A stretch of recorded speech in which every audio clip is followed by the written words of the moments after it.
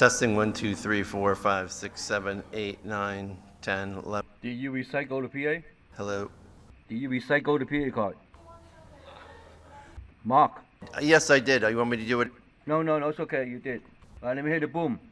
All right.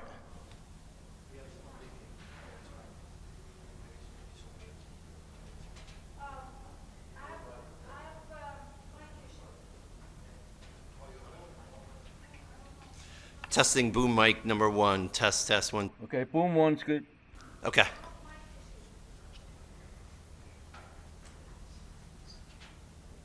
Testing boom mic number 2. I don't hear number 2. Good. I do not hear number 2. I'll check the battery.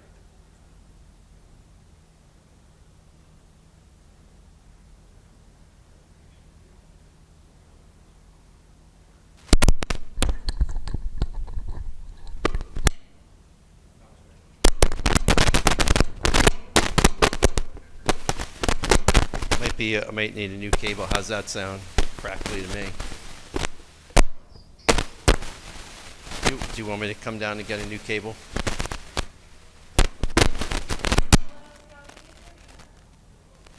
Try now.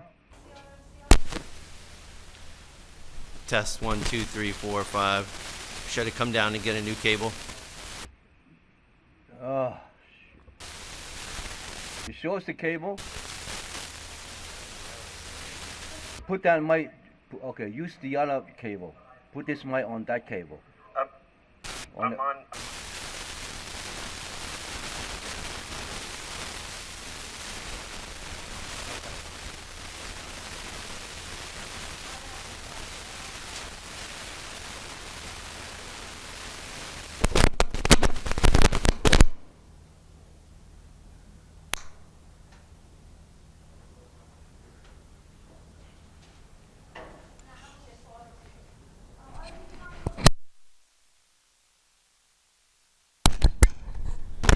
Test 1, 2, 3, 4, 5, 6, 7, 8, 9, 10. Sounds good. Okay. So it's not. So you think it's the cable? Yeah. I could try it one more time, but I think it's the cable. Try one more time. I have someone bring up the cable for you.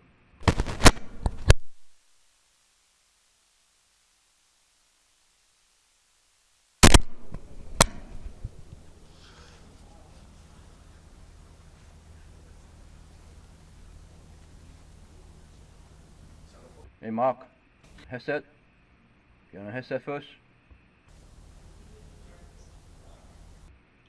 Get on a headset first.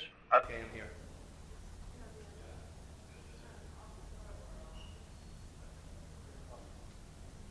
Yeah. I did. That's what we were just talking about.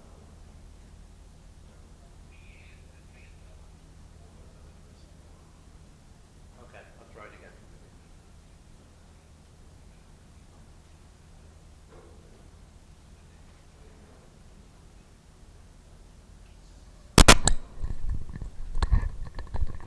Okay, test 1, 2, 3, 4, 5. Which one is this?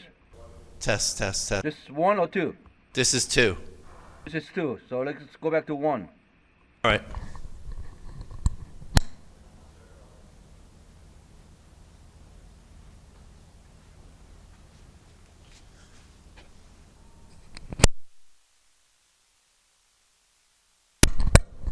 Okay, I just plugged in mic number 2 into cable number 1.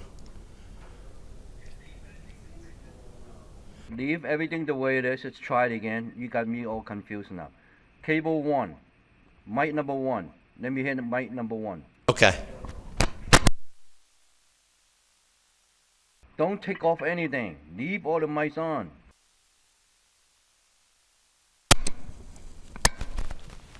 Okay, this is mic number 1 with cable number 1. Okay, now go to number 2.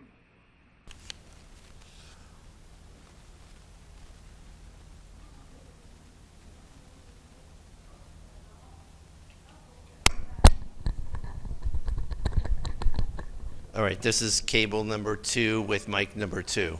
So both mics working good. Okay. So there's nothing wrong with the cable or anything. That's the way you hook it up. All right. Now let me hit the left turn it one more time. Okay.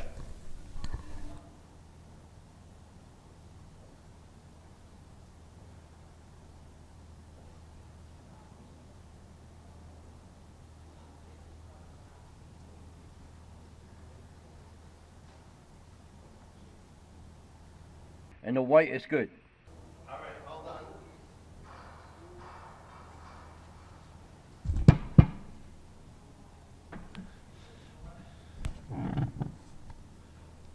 Okay, testing the podium mic. Good morning. Okay, podium's good. Okay. I set it up. We might put you up early. Okay. All right, so everything's good? All right.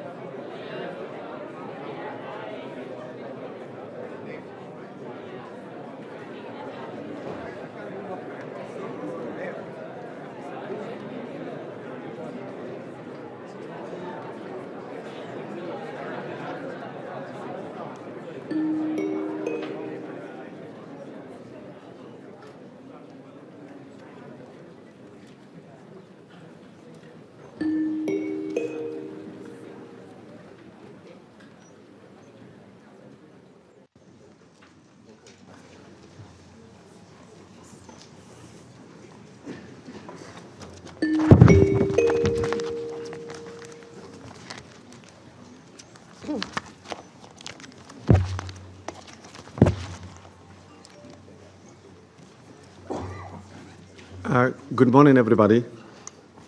The 10,085th meeting of the Security Council is called to an order.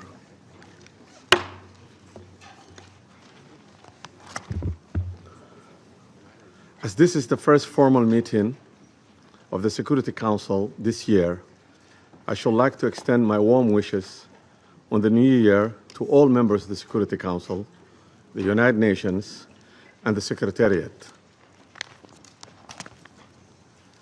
In presiding over this first formal meeting of the Council in 2026, I'm happy to welcome the new members, Bahrain, Colombia, Democratic Republic of Congo, Latvia, and Liberia.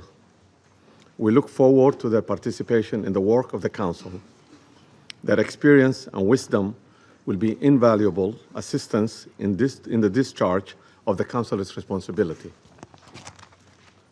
I shall also take this opportunity to express the Council's gratitude to the outgoing members, namely Algeria, Guyana, Republic of Korea, Sierra Leone, and Slovenia, for their important contributions to the work of the Council during their terms.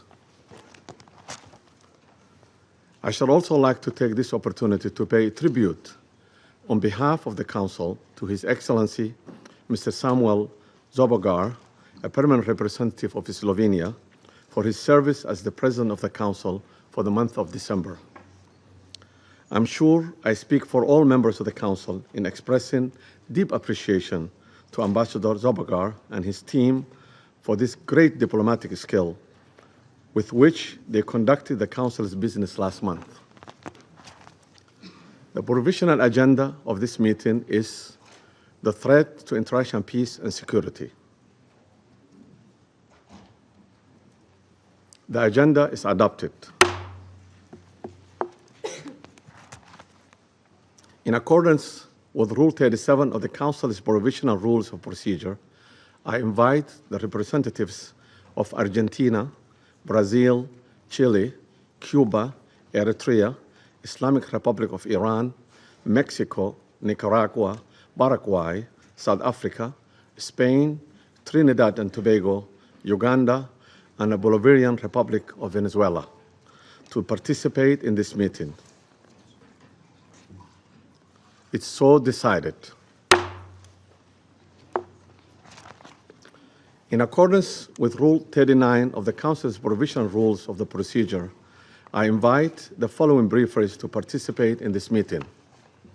Ms. Rosemary DiCarlo, the Undersecretary General for the Political and Peace-Building Affairs.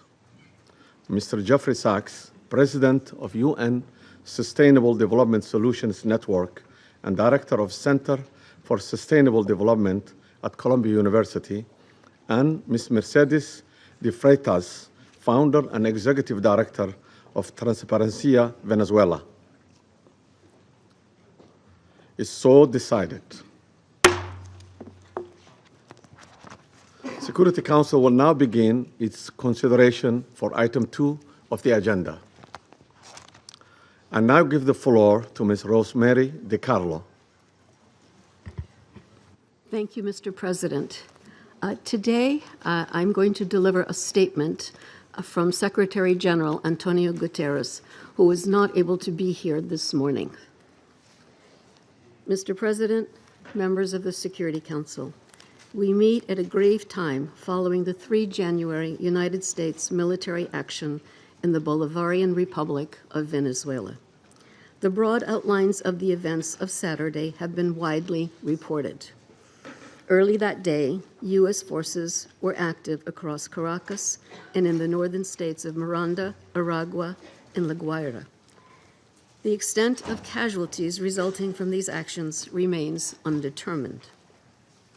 In a statement on social media on Saturday, President Donald Trump announced the conduct of a, I quote, large-scale strike against Venezuela and its leader, President Nicolas Maduro, end quote. During a press conference on Saturday, President Trump stated, and I quote again, "We are going to run the country until such time that we can do a safe, proper, and judicious transition," end quote. The government of Venezuela has characterized the United States action as a military aggression carried out in civilian and military areas and as a flagrant violation of the Charter, posing a threat to international and regional peace and security. As we speak, President Maduro is being held in New York, accused by U.S. authorities, along with his wife, Celia Flores, of serious criminal offenses. What is less certain is the immediate future of Venezuela. I am deeply concerned about the possible intensification of the instability in the country, the potential impact on the region, and the precedent it may set for how relations between and among states are conducted. Mr. President, the situation in Venezuela has been a matter of regional and international concern for many years now. Attention on the country only grew following the contested presidential elections in July 2024. The panel of electoral experts I appointed at the Venezuelan government's request to accompany the elections highlighted serious issues. We have consistently called for the full transparency and the complete publication of the results of the elections. As reported to the Council on 23 December, the Office of the High Commissioner for Human Rights has cataloged serious violations. On 3 January, Venezuelan interim President Delcy Rodriguez invoked an emergency decree throughout the national territory, extending additional security powers to the government. Mr. President, the latest developments follow a period of heightened tensions beginning in mid-August, as discussed in this Council on 2 previous occasions. I have consistently stressed the imperative of full respect by all for international law, including the Charter of the United Nations, which provides the foundation for the maintenance of international peace and security. I remain deeply concerned that rules of international law have not been respected with regard to the 3 January military action. The Charter enshrines the prohibition of the threat or use of force against the territorial integrity or political independence of any state. The maintenance of international peace and security depends on the continued commitment of all member states to adhere to all the provisions of the Charter. Mr. President, Venezuela has experienced decades of internal instability and social and economic turmoil. Democracy has been undermined. Millions of its people have fled the country. The situation is critical, but it is still possible to prevent a wider and more destructive conflagration.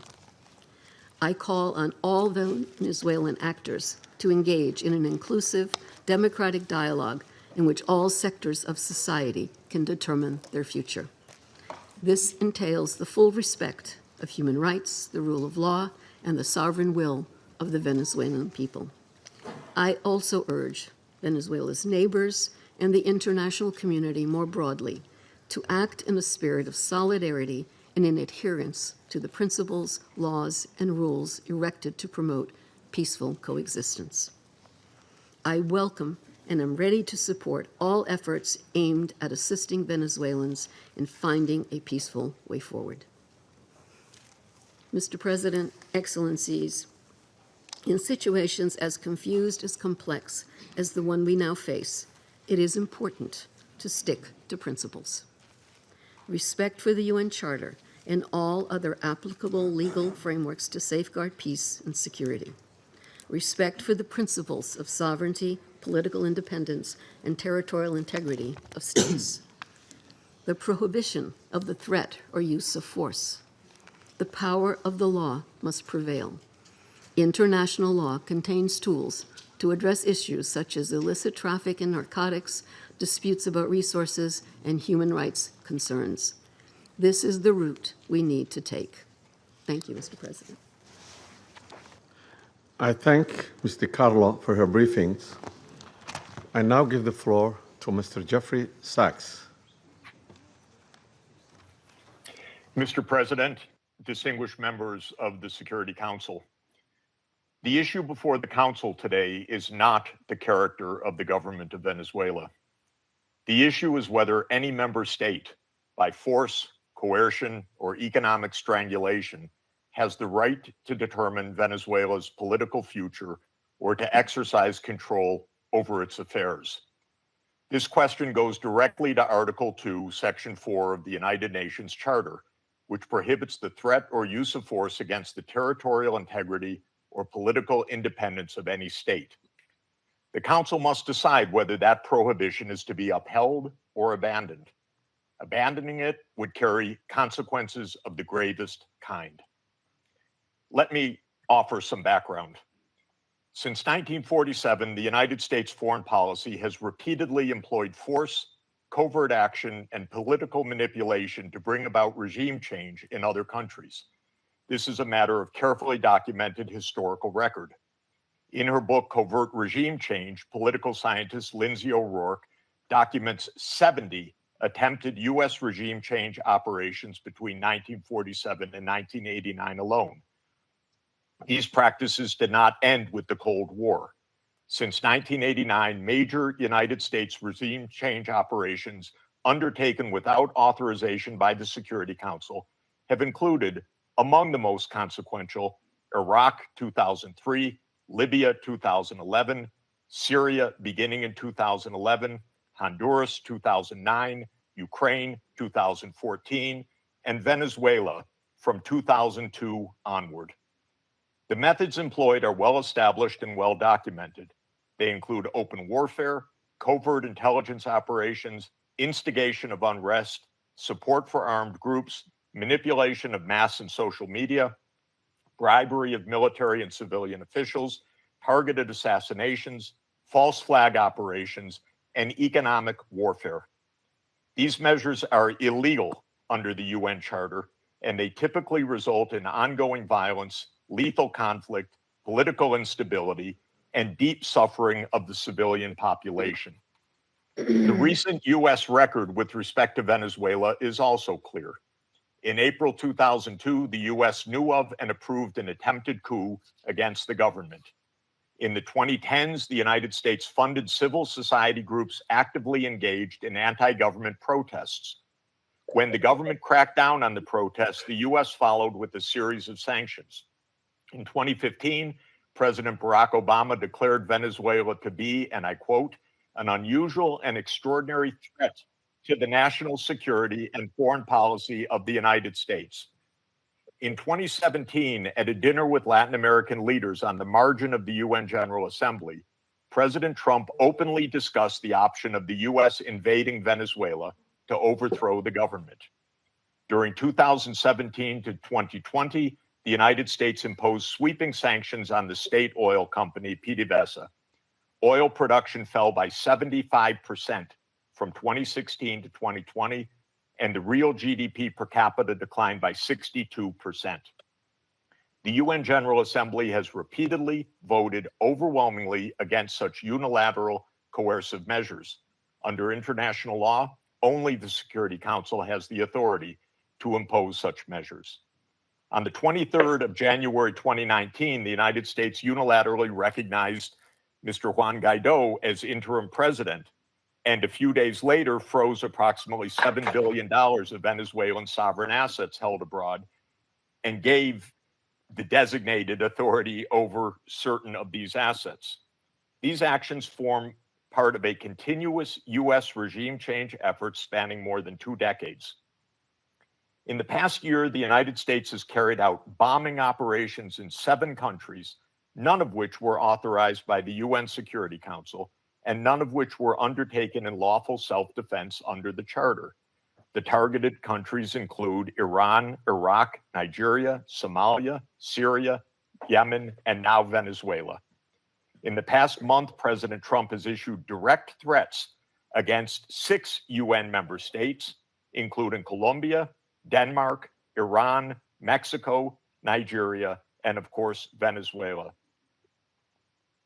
Members of the Council are not called upon to judge Nicolas Maduro.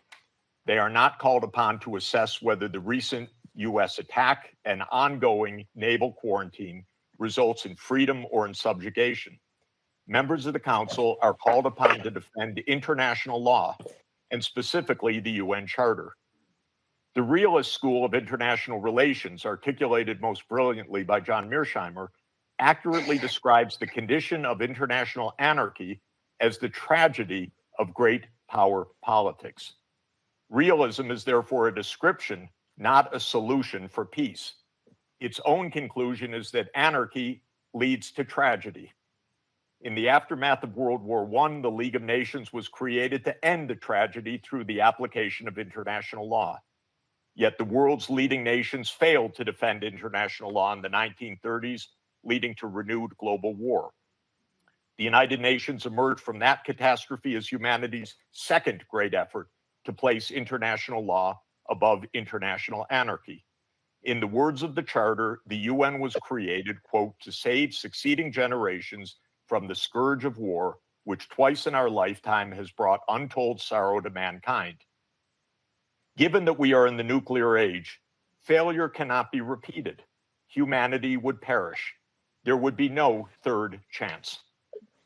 To fulfill its responsibilities under the Charter, the Security Council should immediately affirm the following actions. The United States shall immediately cease and desist from all explicit and implicit threats or use of force against Venezuela. The United States shall terminate its naval quarantine and all related coercive military measures undertaken in the absence of authorization by the UN Security Council. The United States shall immediately withdraw its military forces from within and along the perimeter of Venezuela, including intelligence, naval, air, and other forward deployed assets positioned for coercive purposes. Venezuela shall adhere to the UN Charter and to the human rights protected in the Universal Declaration of Human Rights. The Secretary General, I recommend, should immediately appoint a special envoy mandated to engage relevant Venezuelan and international stakeholders and to report back to the Security Council within 14 days with recommendations consistent with the Charter, and the Security Council should remain urgently seized of this matter. All member states should refrain from unilateral threats, coercive measures, or armed actions undertaken outside the authority of the UN Security Council. In closing, Mr. President and distinguished members of the Council, peace and the survival of humanity depend on whether the United Nations Charter remains a living instrument of international law or is allowed to wither into irrelevance. That is the choice before this council today. Thank you very much. I thank Mr. Sachs for his briefings. I now give the floor to Ms. Mercedes de Freitas.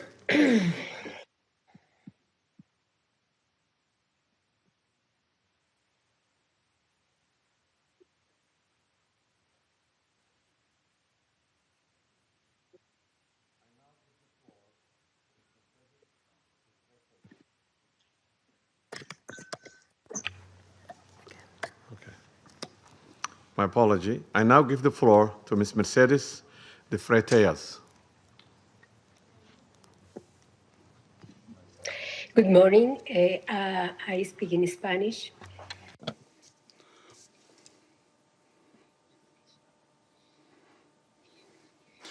Good morning, ambassadors, representatives of states and governments. Thank you very much for giving me this opportunity to speak. Can you hear me? Can you hear me?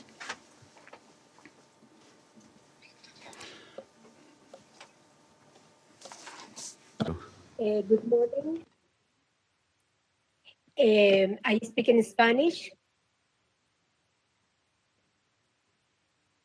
Buenos días, señor. Good morning, ambassadors, representatives of heads of state and government. Thank you to enable me to tell you something about Transparency Venezuela, the work that we have been doing.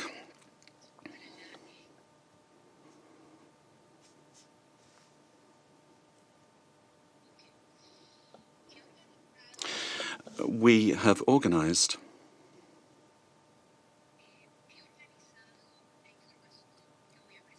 I've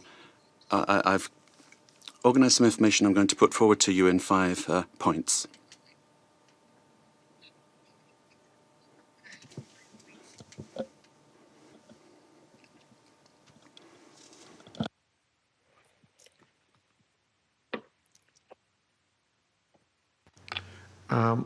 Continue. Bueno, he organizado la información que voy a presentar. I've arranged the information I'm going to give to you in around 5 points. Let me make the most of my time. First of all, one, the corruption in Venezuela is seen in 73 countries of the world. We have organized, we've seen hundreds of cases that we have documented over the years, more than 500, 600 cases in various countries.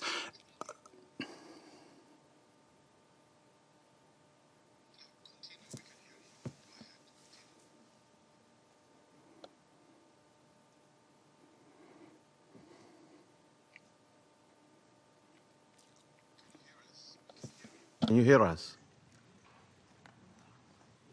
Solo en los sistemas de justicia. We looked at the justice systems of 30 countries, and 172 cases were dealt with for corruption, and more than $72 trillion were involved. $1 million were involved. This was public Venezuelan money. Nicolas Maduro and his family. The interpreter cannot hear the speaker. Ha sido el instrumento central, involucrada directa e indirectamente en el. It was a system that was involved in 90% of the corruption cases. Point number 2. The national criminal organizations. The interpreter cannot hear the speech to provide sufficient interpretation. I apologize. Soportar, proteger y dirigir las operaciones ilícitas. Las economías ilícitas de oro, droga, extorsión y trata de personas alcanzaron en 2024 $8.000 billones. Can you hear us? Ms. Freitas? De la producción de oro, ¿sí? Can you hear us? The interpreters cannot hear you. Can you slow down and raise your voice a little bit? Hay un delay. There is a delay, says the speaker. The problem the interpreter is having is with the quality of the sound, which is insufficient for interpretation. It's not the speed. Sí, la oigo con delay. I'm hearing you, but with a delay, says the speaker. I can hear you, though. Please proceed now.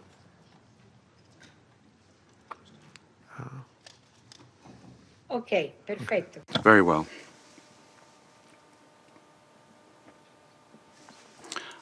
Point 2. National and international criminal organizations have a symbiotic relationship with the regime of Nicolas Maduro, sharing capacity, using the state structures to facilitate their work and to protect illicit operations in gold, for example, drugs, extortion, and human trafficking. And according to our estimates, this accounts for about $8 billion. Gold, for example, only 20% is reported to the National Treasury. The rest goes to private accounts where there are members and allies with the government. This mining industry has exploited so many people using national parks and also the Amazon area. And then to launder the money from corruption, the network has money laundering structures that are very sophisticated. And since 2021, they've been involved in this work. 3, great corruption has led to a decrease in the income of the state and therefore public expenditure, and therefore affecting the quality of basic services. The current economy is in crisis. There's no money either to service the debt.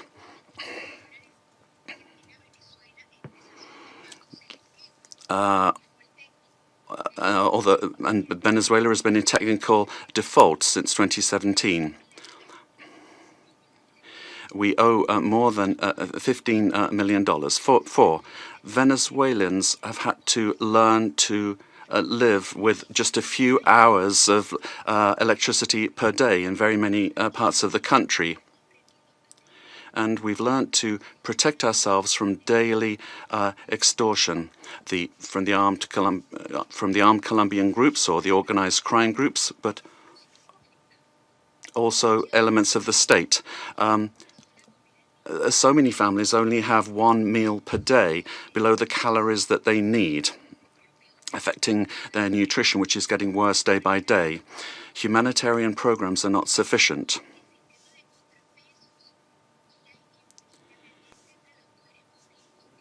And then 5, there's no checks and balances between government departments. The government has captured all institutions, beginning with the justice institutions and also the oil company responsible for the majority of income for the country. In order to maintain control and the impunity of these illicit operations, a repressive system that's getting worse and worse is being applied. And today, there are more than 1,000 political prisoners. At the end of the year, 26 people died during torture or because a lack of medical care. United Nations has documented many of these cases. We need a transparent state that is accountable, that will guarantee the rule of law and human rights, that will protect public goods for everyone without privilege, a system that's autonomous and independent. We need investment in building capacity that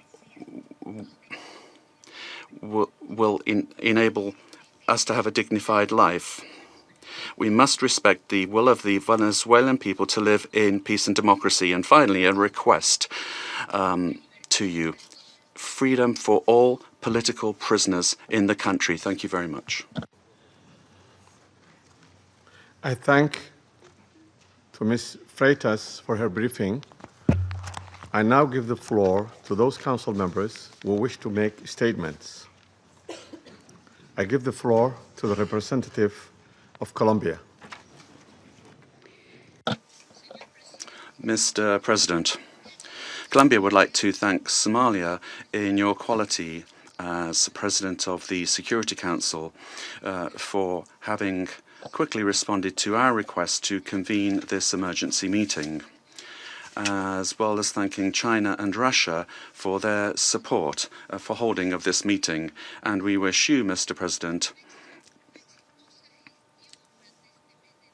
a successful month managing the work of the Council at a particularly delicate time for international peace and security. I'd also like to thank Undersecretary General for Political Affairs and Peace Building of the United Nations and the invited briefers. We thank them all for their briefings. This is the first time Colombia is taking the floor in the Security Council as a non-permanent member for the period 2026-2027. Colombia is taking on this responsibility with a deep sense of duty, and we are going to do this from the first day, defending international law and the purposes and principles enshrined in the United Nations Charter. International peace and security, the peaceful settlement of disputes, the prohibition of the use of force, sovereign equality, respect for the territorial integrity and political independence of all states. Colombia condemns categorically the events that occurred in the early morning of the 3rd of January in Venezuela, where we saw multiple explosions and air activity over Caracas and other areas of the country as part of a military attack carried out by the United States, which included bombings of civilian and military infrastructure, creating panic amongst the population. All of this represents clear violations of the sovereignty, political independence, and the territorial integrity of Venezuela. There is no justification whatsoever under any circumstances for the unilateral use of force to commit an act of aggression. Such actions constitute a serious violation of international law and the United Nations Charter, including the prohibition on the use or the threat of the use of force, the principle of the respect for sovereignty and the full authority of states over their territory, including their natural resources, the territorial integrity of states, and the principles of collective defense, particularly when they directly endanger the population and civilian assets. Defending these principles is not an option. Indeed, it's a common obligation that we have in order to preserve international peace and security. We need to remember that the provisions of the Charter allow for the use of force only under exceptional circumstances, in legitimate defense in the face of an armed attack, or when there is an express authorization by this Council in accordance with Chapter 7. And even in those cases, this does not amount to assuming political control of another state. In this regard, we reject any unilateral military action, any act that could worsen the situation or endanger the civilian population, and we would call for a de-escalation and non-resort to the use of force, which endangers people finding themselves in this delicate situation. They must be the absolute priority. We have learned from our experience that the civilian population is always the one that pays the highest price in armed conflict. Mr. President, Latin America and the Caribbean have proclaimed themselves to be a zone of peace, and this collective commitment and will of our region must be respected. Unilateral action that is contrary to international law endangers regional stability, increases insecurity, and worsens the already complex conditions being faced by the civilian population, with devastating effects that will transcend the sovereign borders of Venezuela to have a direct impact on countries of the region, such as Colombia.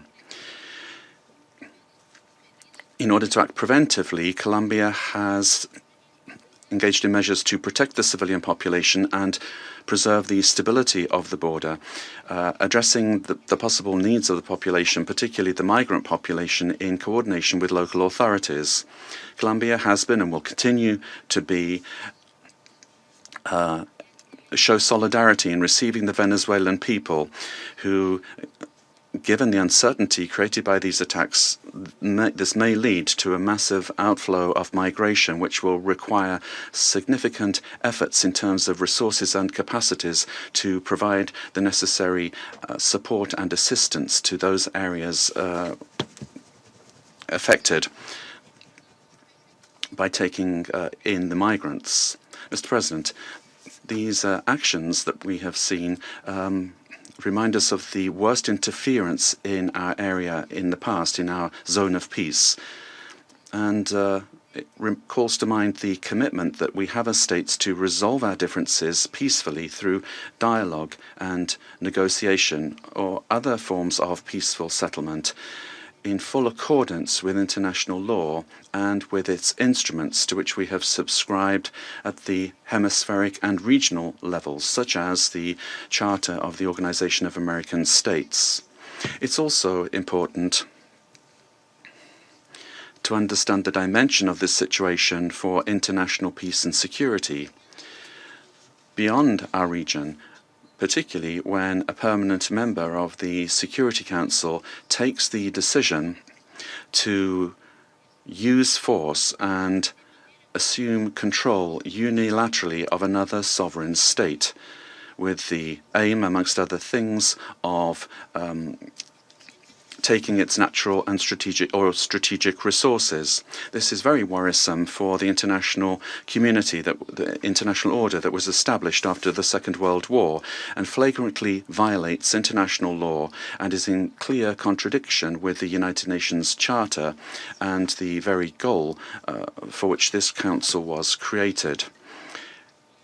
If a country, and particularly a country that is a permanent member of this council, disregards international law that we designed in San Francisco, what then is the role of this council, and where are the foundations for international peace and security?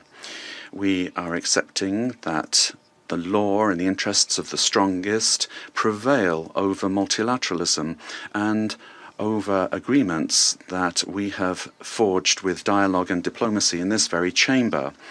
Democracy cannot be promoted or defended through violence or coercion, and it cannot be superseded either by economic interests. Democracy can only be built and sustained through respect for the will of peoples, the reaffirmation of the rule of law, through political dialogue and peaceful and inclusive processes.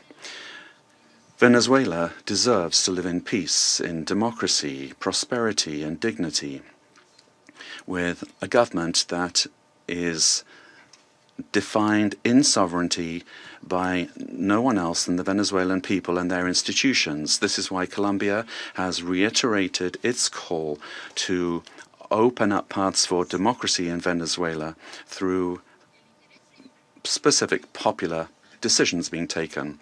The importance of preserving peace, respect for international law, and the protection of life and human rights must prevail over anything else. Colombia reaffirms its conviction that working tirelessly under these principles in our new role as a non-permanent member of the Security Council, is what we plan to do, and we make ourselves available, good offices available for a diplomatic way out of the current crisis in this brotherly country. We will meet our responsibility, primary responsibility, to maintain international peace and security. And given the seriousness of the events, we will continue to pay attention to this issue. And we'd also like to thank the Secretary General of the United Nations for providing his good offices to defend the purposes and principles of the United Nations Charter, to activate channels for mediation available to him and facilitate dialogue with the parties concerned, looking in the search for alternatives that will make it possible to find a way out of the situation led by Venezuelans themselves and provide assistance to Venezuelans that need this. In conclusion, we'd urge the parties to exercise maximum caution and restraint, to de-escalate tensions and to follow dialogue and diplomatic channels and develop mechanisms to avoid continued flagrant violations of international law. This will require the help of the United Nations and of regional organizations. Thank you very much, Mr. President. I thank the representative of Colombia for her statement and now give the floor to the representative of Russian Federation. Mr. President, first and foremost, we wish to congratulate you on your accession to the presidency of the Security Council. And second, we wish to welcome the newly elected members of the Security Council. The beginning of this new year shocked all of those throughout the world who cherish the hope that respect for international law and non-intervention in domestic affairs of other states, as well as a reliance upon diplomacy and seeking of compromise, became key principles in the work of the new U.S. administration. The assault against the leader of Venezuela, compounded by the deaths of dozens of Venezuelan and Cuban citizens, in the eyes of many, has become a harbinger of a turn back to the era of lawlessness and U.S. domination by force, chaos, and lawlessness, which continues to afflict dozens of states in various regions of the world. There is no and can be no justification for the crimes cynically perpetrated by the United States in Caracas. We firmly condemn the U.S. act of armed aggression against Venezuela in breach of all international legal norms. In connection with the confirmed reports about the presence of the abducted president of Venezuela, Nicolas Maduro, and his spouse in the United States, today, as we are aware, they are in New York, we call upon, corrects the Speaker, the U.S. leadership to immediately release the legitimately elected president of an independent state and his spouse. Any problems existing or conflict between the United States and Venezuela need to be resolved through dialogue. And this is precisely what is enshrined in the UN Charter, the purposes and the principles of which a number of states in recent years have begun to apply selectively, depending upon the political landscape. Today, we are reaping the consequences of their recklessness and selectivity in matters related to respect for the norms of international law, which were linked to the so-called rules-based world order. Here is your rules-based world order in all of its glory, which is horrifying even the staunchest Atlanticists. Mr. President, we extend our firm solidarity with the people of Venezuela in the face of the external aggression. We firmly support and completely support the policy of the Bolivarian government, which is geared towards protection of their national interests and the sovereignty of the country. Washington's aggressive acts have already been condemned by many states and multilateral associations, including the Non-Aligned Movement, the African Union, as well as a group of friends in defense of the Charter of the United Nations. We hope that the international banditry military will immediately be met with objective and comprehensive assessment at the international legal level with United Nations, universal mechanisms, and other multilateral formats being brought to bear. This process must not be impacted by the recognition or non-recognition by any given states or groups of states of the legitimacy of Nicolas Maduro. For this reason, unintelligible murmurings and attempts to avoid principled assessments by those who, in other circumstances, froth at the mouth and demand that others respect the UN Charter, today seem particularly hypocritical and unseemly. We hope you will recognize this, and we hope that you will abandon double standards and that you will not attempt to justify such an egregious act of aggression due to a fear of angering the American global gendarme, which is attempting to once again rear its head. We are particularly appalled by the unparalleled cynicism with which Washington did not even attempt to conceal the true aims of its criminal operation, namely the establishment of unbridled control over Venezuela's natural resources and the assertion of their hegemonical ambitions in Latin America.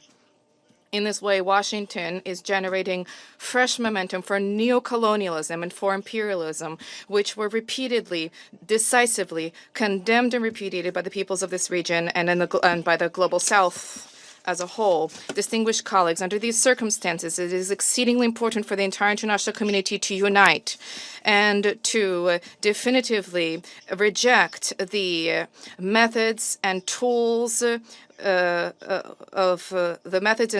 U.S. military foreign policy, which have been demonstrated in the case of Venezuela. This is the only way it is possible to compel Washington to revisit and to abandon their dangerous misconceptions. As we stated during previous meetings on Venezuela, the bell now tolls across the region, ringing for every country of the Western Hemisphere.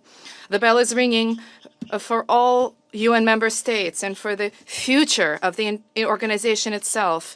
Failing to hear this call today is tantamount to projecting cowardice and a lack of principle, essentially blessing ongoing encroachments of international law and rejecting civilized international conduct as a whole. We cannot allow the United States to proclaim itself as some kind of a supreme judge which alone bears the right to invade any country, to label culprits, to hand down and to enforce punishments, irrespective of notions of international law, sovereignty, and non-intervention. Is this the world we sought to attain as we marked the 80th anniversary of the adoption of the Charter of the United Nations, when we all signed on to the relevant Security Council presidential statement?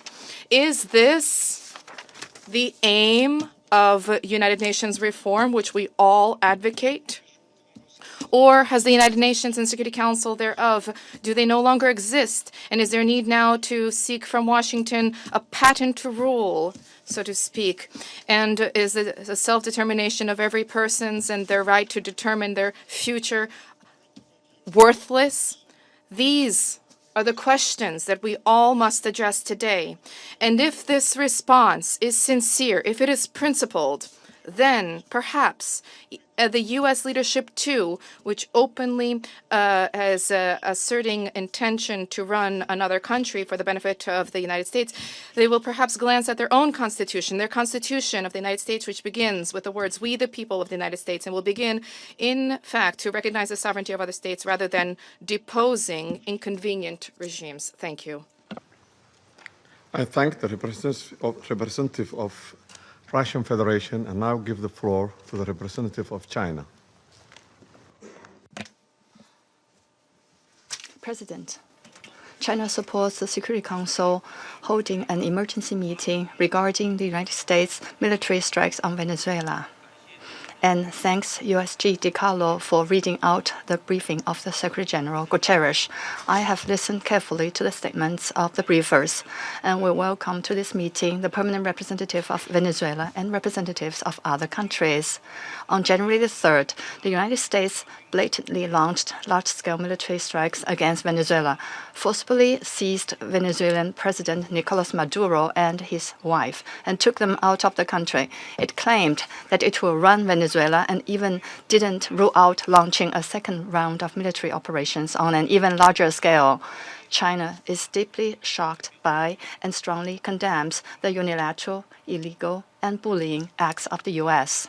For some time now, the international community has repeatedly expressed grave concern over the U.S. sanctions, blockade, and threats of force against Venezuela.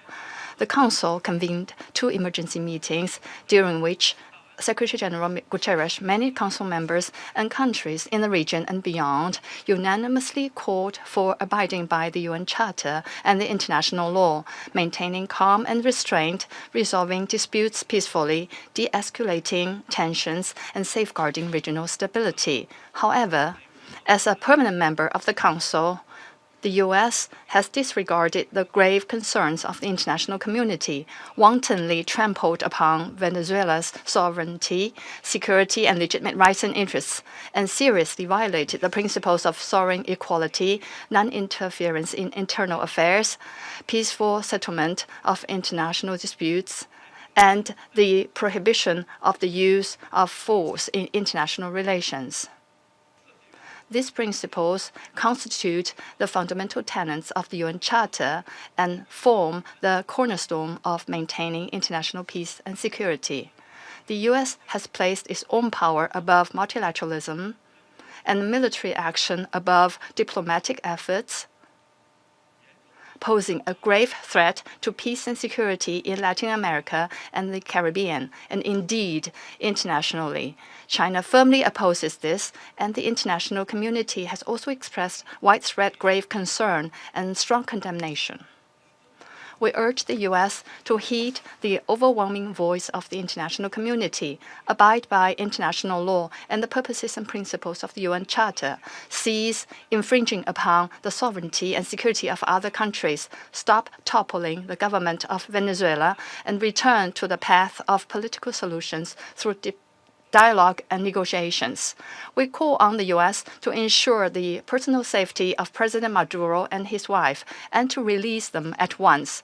We support the Council in fulfilling its primary responsibility to maintain international peace and security, and we support all efforts by the UN Secretary General, regional countries, and organizations that contribute to promoting dialogue and de-escalating the situation. President, the lessons of history are a stark warning. Military means are not the solution to problems, and the indiscriminate use of force will only lead to greater crisis.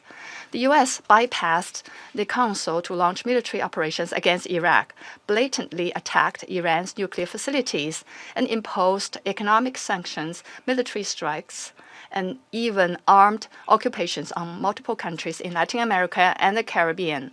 These actions have caused persistent conflict, instability, and immense suffering for the ordinary people. Did these actions bring peace and stability? Did they bring development and prosperity? The international community sees this clearly. Venezuela is an independent sovereign state with every right to defend its sovereignty and national dignity. Countries in Latin America and the Caribbean are important forces in maintaining world peace and stability and promoting global development and prosperity, and they have every right to independently choose their development paths and partners. No country can act as the world's police, nor can any state presume to be the international judge. China firmly supports the government and people of Venezuela in safeguarding their sovereignty, security, and legitimate rights and interests. We firmly support the regional countries in upholding the status of Latin America and the Caribbean as a zone of peace. We demand that the United States change its course, cease its bullying and coercive practices, and develop relations and cooperation with regional countries on the basis of mutual respect, equality, and non-interference in international affairs. China stands ready to work with the regional countries and the international community to strengthen solidarity and cooperation, uphold fairness and justice, and jointly safeguard peace and stability in Latin America and the Caribbean. I thank you, President. I thank the representative of China for the statement and now give the floor to the representative of Liberia. Thank you, Mr. President. I have the honor to deliver this statement on behalf of the A3 members, namely the Democratic Republic of Congo, Somalia, and my own country, Liberia. We thank the Presidency for promptly convening this important meeting. We congratulate Somalia on assuming the presidency of the Security Council this month and warmly welcome all new members. The A3 appreciates USG DiCarlo's comprehensive briefing and listened carefully to the remarks offered by civil society representatives. We also welcome the representative of Venezuela and the representatives of the region to this meeting. Mr. President, the A3 aligns itself with the recent communique of the African Union on the situation in the Bolivarian Republic of Venezuela and continues to monitor developments there with deep concerns. In particular, we note reports regarding the detention of President Nicolas Maduro and his wife and incidents involving Venezuelan institutions. Such developments present serious challenges not only to Venezuela's internal stability, but also underscore the imperative to safeguard the broader peace and security of the region. The A3 remains steadfast in its commitment to the fundamental principles of international law, including the full respect for the sovereignty and territorial integrity of states as enshrined in the Charter of the United Nations in the interest of regional stability and international peace. We believe these are essential foundations for international cooperation and peaceful coexistence. Our position underscores the importance of dialogue, the peaceful settlement of disputes, and respect for constitutional and institutional frameworks.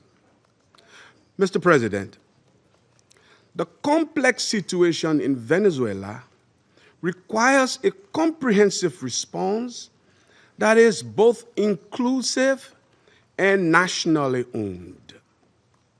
We continue to hold that a sustainable and peaceful resolution can only be found through constructive dialogue among Venezuelans themselves, with genuine respect for the aspiration and rights of the Venezuelan people, and with the constructive support of the international community.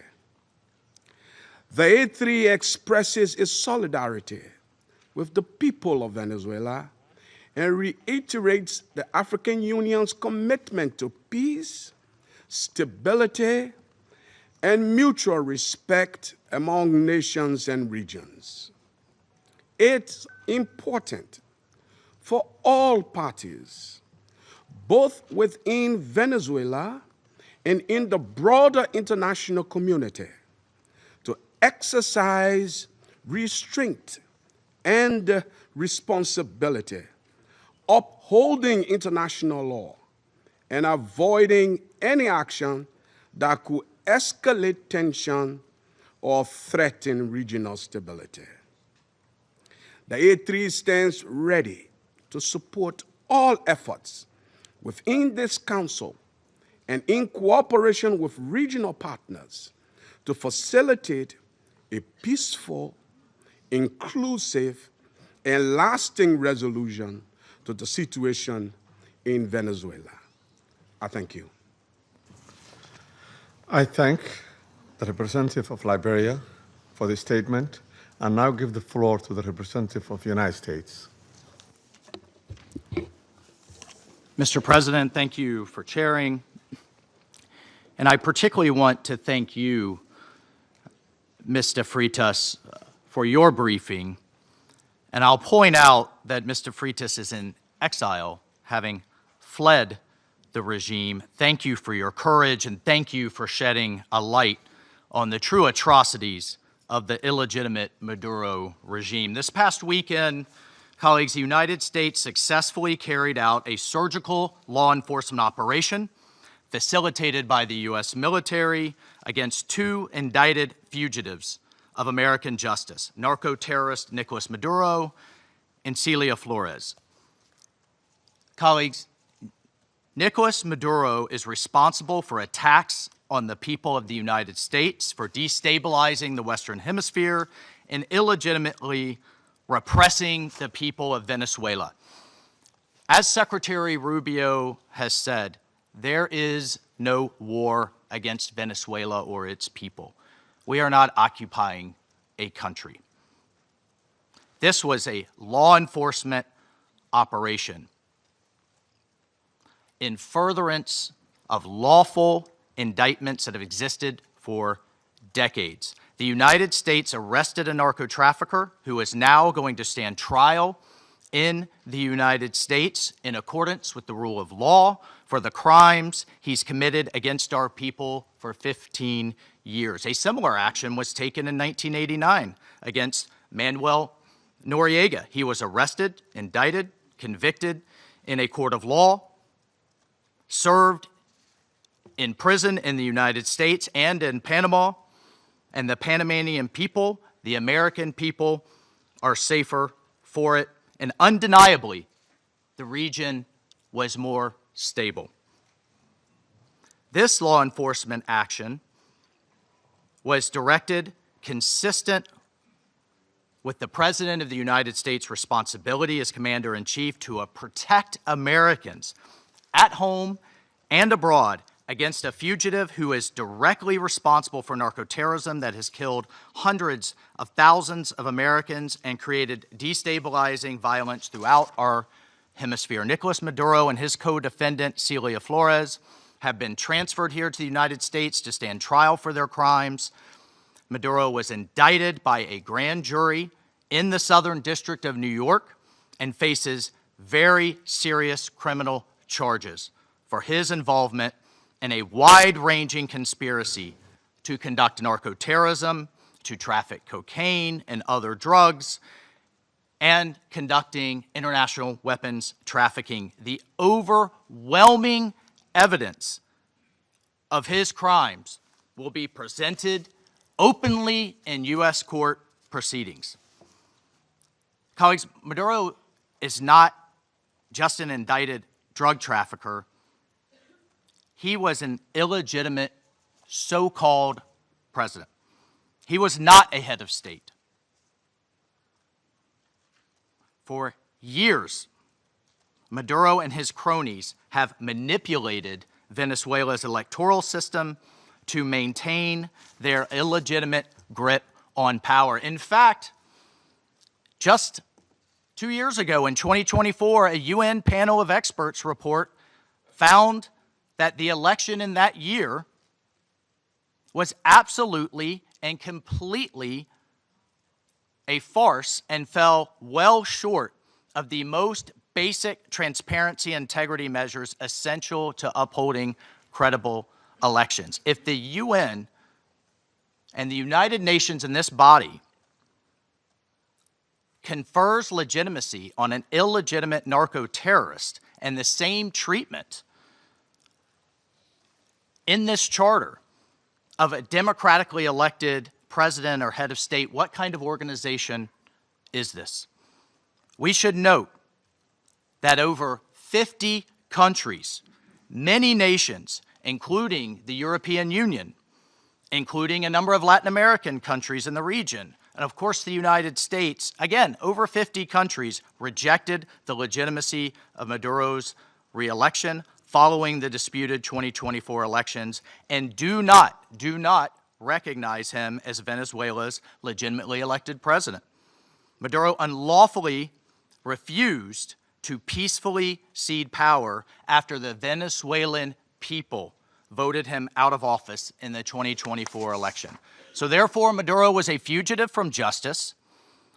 He is the head of a vicious foreign terrorist organization, Cartel de los Soles. This regime-sponsored enterprise coordinates with and relies on other vicious criminal organizations, namely Tren de Aragua, again, among others, to carry out its objective of using illegal narcotics as a weapon against the United States. And for its part, Tren de Aragua is a designated foreign terrorist organization with thousands of members, many of whom have unlawfully infiltrated the United States and are conducting irregular warfare and undertaking hostile actions against the American people and against the United States. It's terrorizing criminals commit brutal crimes, including murders, kidnappings, extortions, and human, drug, and weapons trafficking. This administration, President Trump, will not stand for it. In fact, in March of 2025, President Trump declared that Tren de Aragua is quote, Tren de Aragua is undertaking hostile actions and conducting irregular warfare against the territory of the United States, both directly and at the direction, clandestine or otherwise, of the Maduro regime in Venezuela. Maduro and his cronies have partnered with some of the most violent and prolific drug traffickers and narco-terrorists in the world for decades, facilitating the flood of illegal drugs coming in the United States, estimated to be several hundred tons annually. He has become rich, incredibly wealthy, off the misery of untold numbers of Americans, Venezuelans, and others, aiding and abetting international terrorist organizations like Hezbollah, coordinating with corrupt Iranian officials, and other malign actors to influence not only the region, but to malignly influence the United States. In fact, in its own 2025 World Drug Report, the United Nations Office on Drugs and Crime identified Venezuela as a key trafficking route in the Western Hemisphere for illegal drugs, predominantly cocaine, entering the United States and increasingly Europe. As Secretary Rubio stated just yesterday, this is the Western Hemisphere. This is where we live. And we're not going to allow the Western Hemisphere to be used as a base of operation for our nation's adversaries and competitors and rivals of the United States. You can't turn Venezuela into the operating hub for Iran, for Hezbollah, for gangs, for Cuban intelligence agents, and other malign actors that control that country. You cannot continue to have the largest energy reserves in the world under the control of adversaries of the United States, under the control of illegitimate leaders, and not benefiting the people of Venezuela, and stolen by a handful of oligarchs inside of Venezuela. But it doesn't stop there. Numerous UN and international human rights organizations have issued reports documenting serious human rights abuses by the Maduro regime, including reports of extrajudicial killings, political prisoners, torture, and arbitrary and unlawful detentions. In fact, over 8 million Venezuelans have fled the country, destabilizing their neighbors in the region and creating the world's largest refugee crisis. Members of this council, colleagues, the United States wants a better future for Venezuela. We believe a better future for the people of Venezuela and for the people of the region and the world is stabilizing the region and making the neighborhood that we live in a much better and safer place. And this is why Millions of Venezuelans that have fled this brutal regime are celebrating and cheering around the world as this body pontificates, including those celebrating are including in my home state of Florida, where hundreds of thousands of Venezuelans have fled this regime's brutality. I want to reiterate, President Trump gave diplomacy a chance. He offered Maduro multiple off-ramps. He tried to de-escalate. Maduro refused to take them. President Trump made it clear that the narco-terrorism must stop, and yet it continued. The United States will not waver in our actions to protect Americans from the scourge of narco-terrorism and seeks peace, liberty, and justice for the great people of Venezuela. I thank you, Mr. President. I thank the representative of the United States and now give the floor to the representative of Panama. Gracias, señor. Thank you, Mr. President. We'd like to extend a warm welcome to the representatives of Bahrain, Colombia, Liberia, Latvia, and the Democratic Republic of Congo, and who have joined the Security Council as elected members and who are joining us today in the chamber. And we congratulate Somalia on assuming the presidency of the Security Council this month. We'd like to thank Under Secretary General for Political Affairs, Rosemarie DiCarlo, for her detailed report representing Secretary General Antonio Guterres. She's briefed us on the situation under discussion today. We're also very grateful for the very valuable presentations by Mr. Jeffrey Sachs and Ms. Mercedes de Freitas. In this context, the Republic of Panama would like to refer to the situation that has taken place in the territory of the Bolivarian Republic of Venezuela, which is of concern due to its possible impact on peace and regional stability. However, in the light of the unfortunate reality of the facts that we have seen, we now need to turn our attention constructively towards the future of Venezuela. However, it's important to point out that in terms of a constant principle of our foreign policy, Panama would like to reiterate our unfailing commitment to multilateralism, to the sovereignty of states, and to the unrestricted respect for international law, especially the principles enshrined in the United Nations Charter, including non-intervention, respect for territorial integrity, and the prohibition of the use of force. This is mentioned in Article 2 of the United Nations Charter. These principles are, and they continue to be, the indispensable framework for the peaceful coexistence between nations. Panama also believes it's necessary to highlight that the situation Venezuela is facing is unfolding in an environment marked by the disregard for the will of its people, as well as by a sustained erosion of democratic institutions. In this regard, Panama reiterates that it does not and will not recognize the authoritarian and illegitimate regime that has held Venezuelan men and women hostage, plunged them into one of the gravest political, social, humanitarian, and security crises in our region. Unfortunately, we have witnessed how the situation has gradually deteriorated under the regime, especially over the last year, with increased systemic erosion of democracy, the hollowing out of institutions, and the rise of authoritarian and repressive practices, which have contributed to an unfortunate outcome and therefore cannot be ignored by the international community.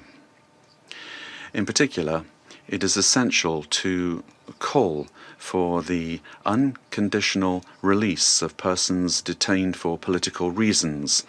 Many of them have been deprived of their liberty merely for raising their voices in a context in which dissent is not tolerated.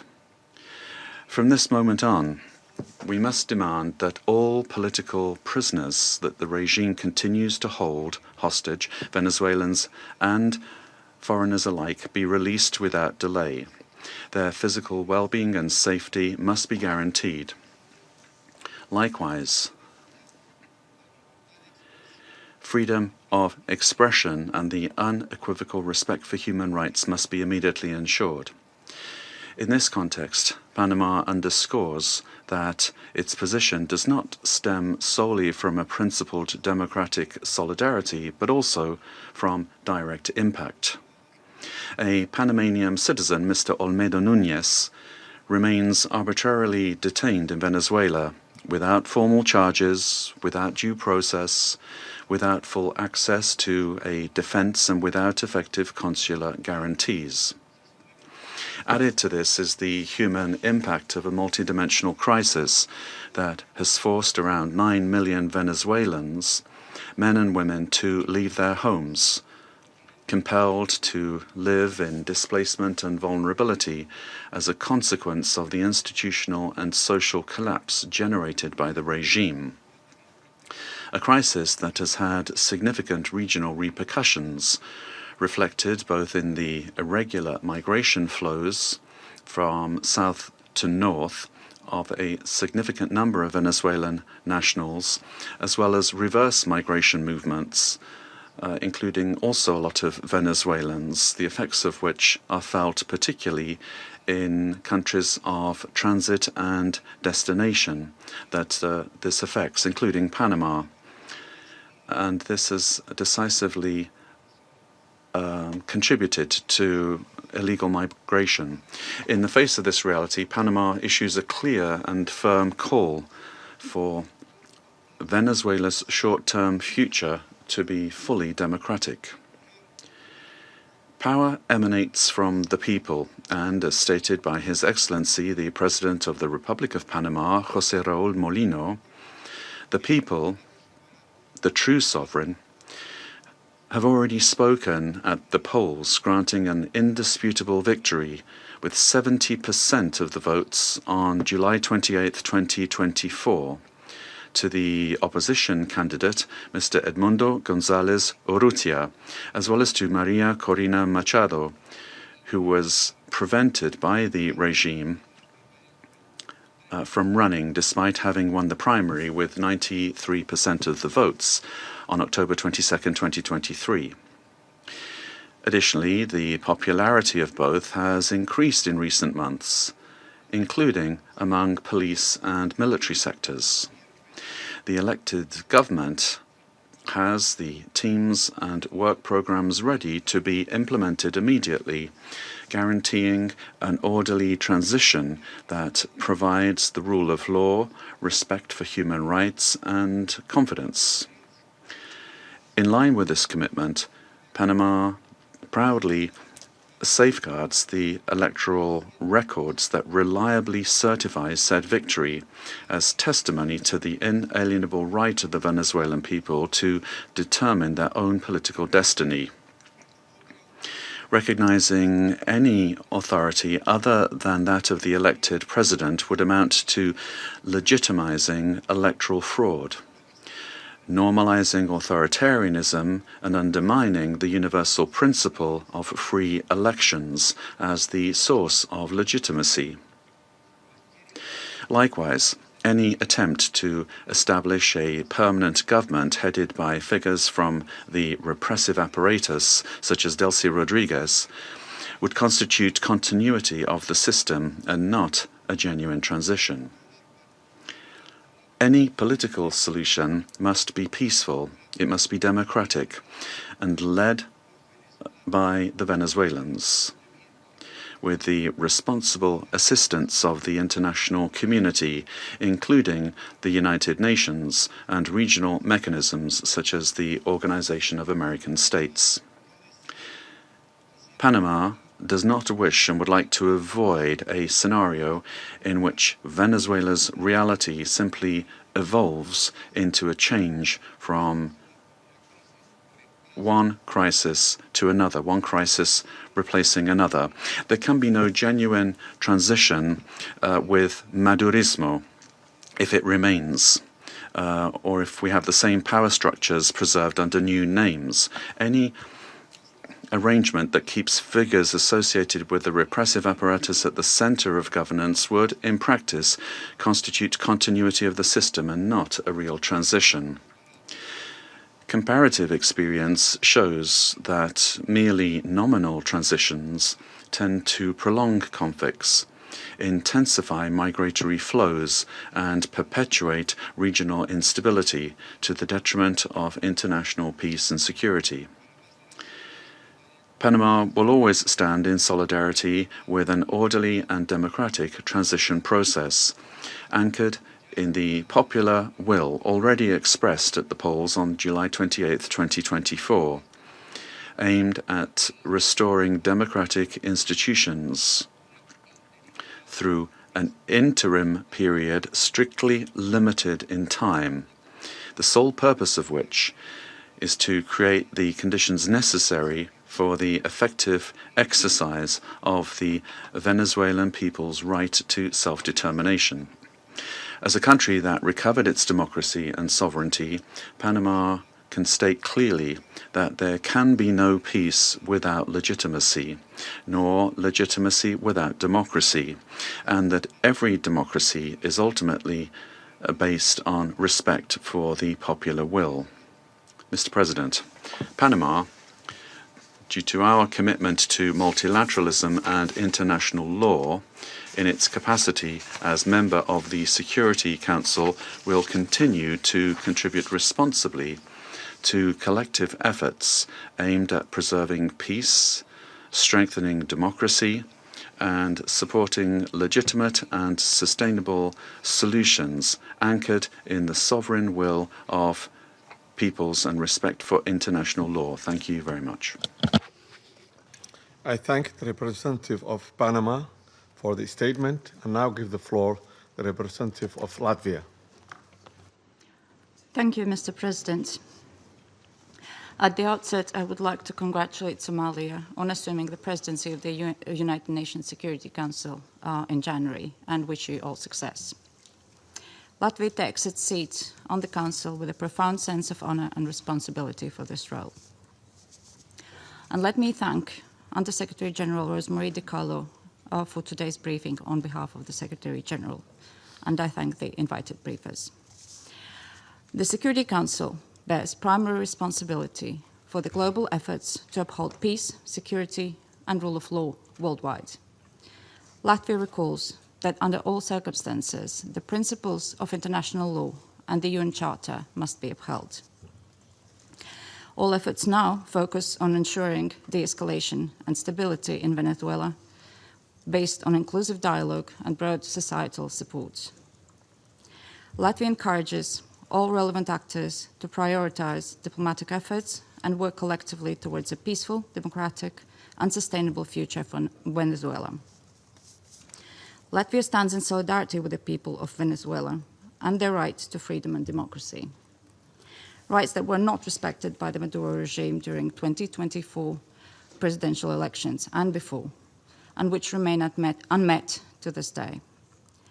The regime of Nicolas Maduro was rooted in mass repression, corruption, organized crime, including drug trafficking, and posed a grave threat to security of the region and the world.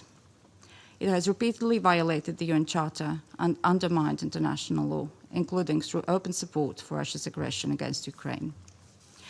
The Maduro regime does not represent the will of the Venezuelan people and has relied on widespread, systematic repressions of human rights across the country to maintain power.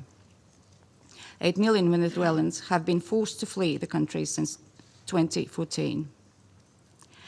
Latvia also remains committed to working jointly together with partners to counter global transnational organized crime networks, including in Latin America and Caribbean. Such criminal activities place the lives of countless people at grave risk, particularly women and children. Addressing these challenges requires sustained cooperation in full respect of international law. Latvia continues to closely monitor the situation in Venezuela and stands prepared to continue working with its partners to support a peaceful, democratic, and just transition that reflects the aspirations of the Venezuelan people. And I thank you. I thank the representative of Latvia for her statement and now give the floor to the representative of Denmark. Thank you, Mr. President. And let me also thank Under-Secretary General Di Carlo for her briefing on behalf of the Secretary General. We also listened carefully to the briefing by Ms. de Freitas and Mr. Sachs. Mr. President, Denmark joins the Secretary General in expressing deep concern over the evolving situation in Venezuela. Since this Council met to discuss the situation 2 weeks ago, we have seen a drastic escalation, culminating in a large-scale military operation on January 3rd. At our last meeting, Denmark urged all actors to strictly adhere to international law and to de-escalate tensions and exercise the necessary restraint.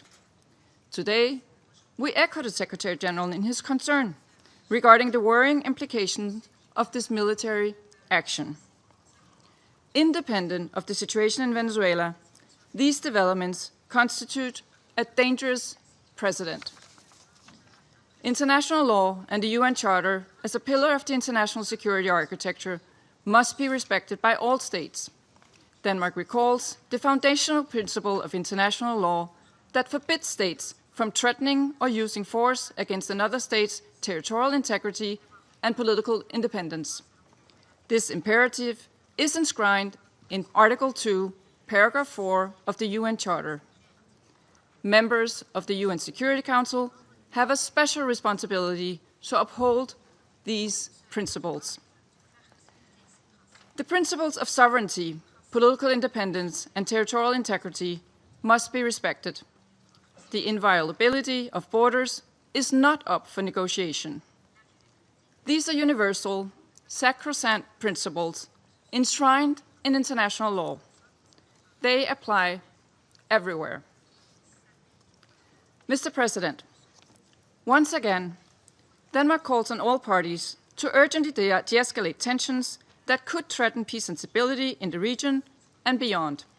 International disputes should be settled by peaceful means, as stated in the UN Charter. We further call on all parties to exercise maximum restraint and to engage in dialogue and diplomacy. Denmark takes note of official statements from the United States government stating that the military operations are to combat drug trafficking and stem the illicit flow of illegal narcotics. Denmark shares the priority of combating organized crime and drug trafficking, while reiterating that counter-narcotic efforts, as all other efforts, must be conducted in strict accordance with international law, including the fundamental rules and principles of the UN Charter. Mr. President, against this backdrop, Denmark wishes to recall our solidarity with the people of Venezuela. Denmark does not recognize Nicolas Maduro as the legitimate president of Venezuela following the lack of transparency and integrity in the 2024 presidential elections, which failed to meet basic democratic standards. In Maduro's attempts to cling to power, his authoritarian regime grew increasingly oppressive. His regime bears responsibility for widespread and systematic violations of human rights against his fellow citizens, and he should be held accountable. The victims of the Maduro regime's alleged crimes against humanity have to be heard. The Venezuelan people have a right to democracy and self-determination exercised through peaceful, inclusive, and credible democratic processes, free from fear of political persecution, intimidation, or repression, and external political interference. This includes the rights of Venezuelans alone to determine their political, economic, and social future without coercion, pressure, or manipulation by external actors. No state should seek to influence political outcomes in Venezuela through the use or threat of force or through other means inconsistent with international law. Venezuela's future can be decided only by the Venezuelans. We call on all parties and stakeholders to come together for a negotiated and peaceful transition to democratic rule in a process led by and owned by Venezuelans. At this critical and uncertain time, it is imperative that all parties fully respect human rights and international law. Denmark remains committed to supporting Venezuela and the aspirations of its people on its path to lasting political stability. I thank you. I thank the representative of Denmark for her statement and now give the floor to the representative of the United Kingdom. Thank you, President. I congratulate Somalia on the assumption of the presidency of the Council for the month of January. And I thank our briefers for their remarks. Colleagues, the Venezuelan people have suffered for years. This Council now meets at a pivotal moment for Venezuela's future. Maduro's actions created extreme levels of poverty, violent repression, and failing basic services. His regime's rule precipitated a displacement crisis affecting the whole region. The United Kingdom has long been clear that Maduro's claim to power was fraudulent.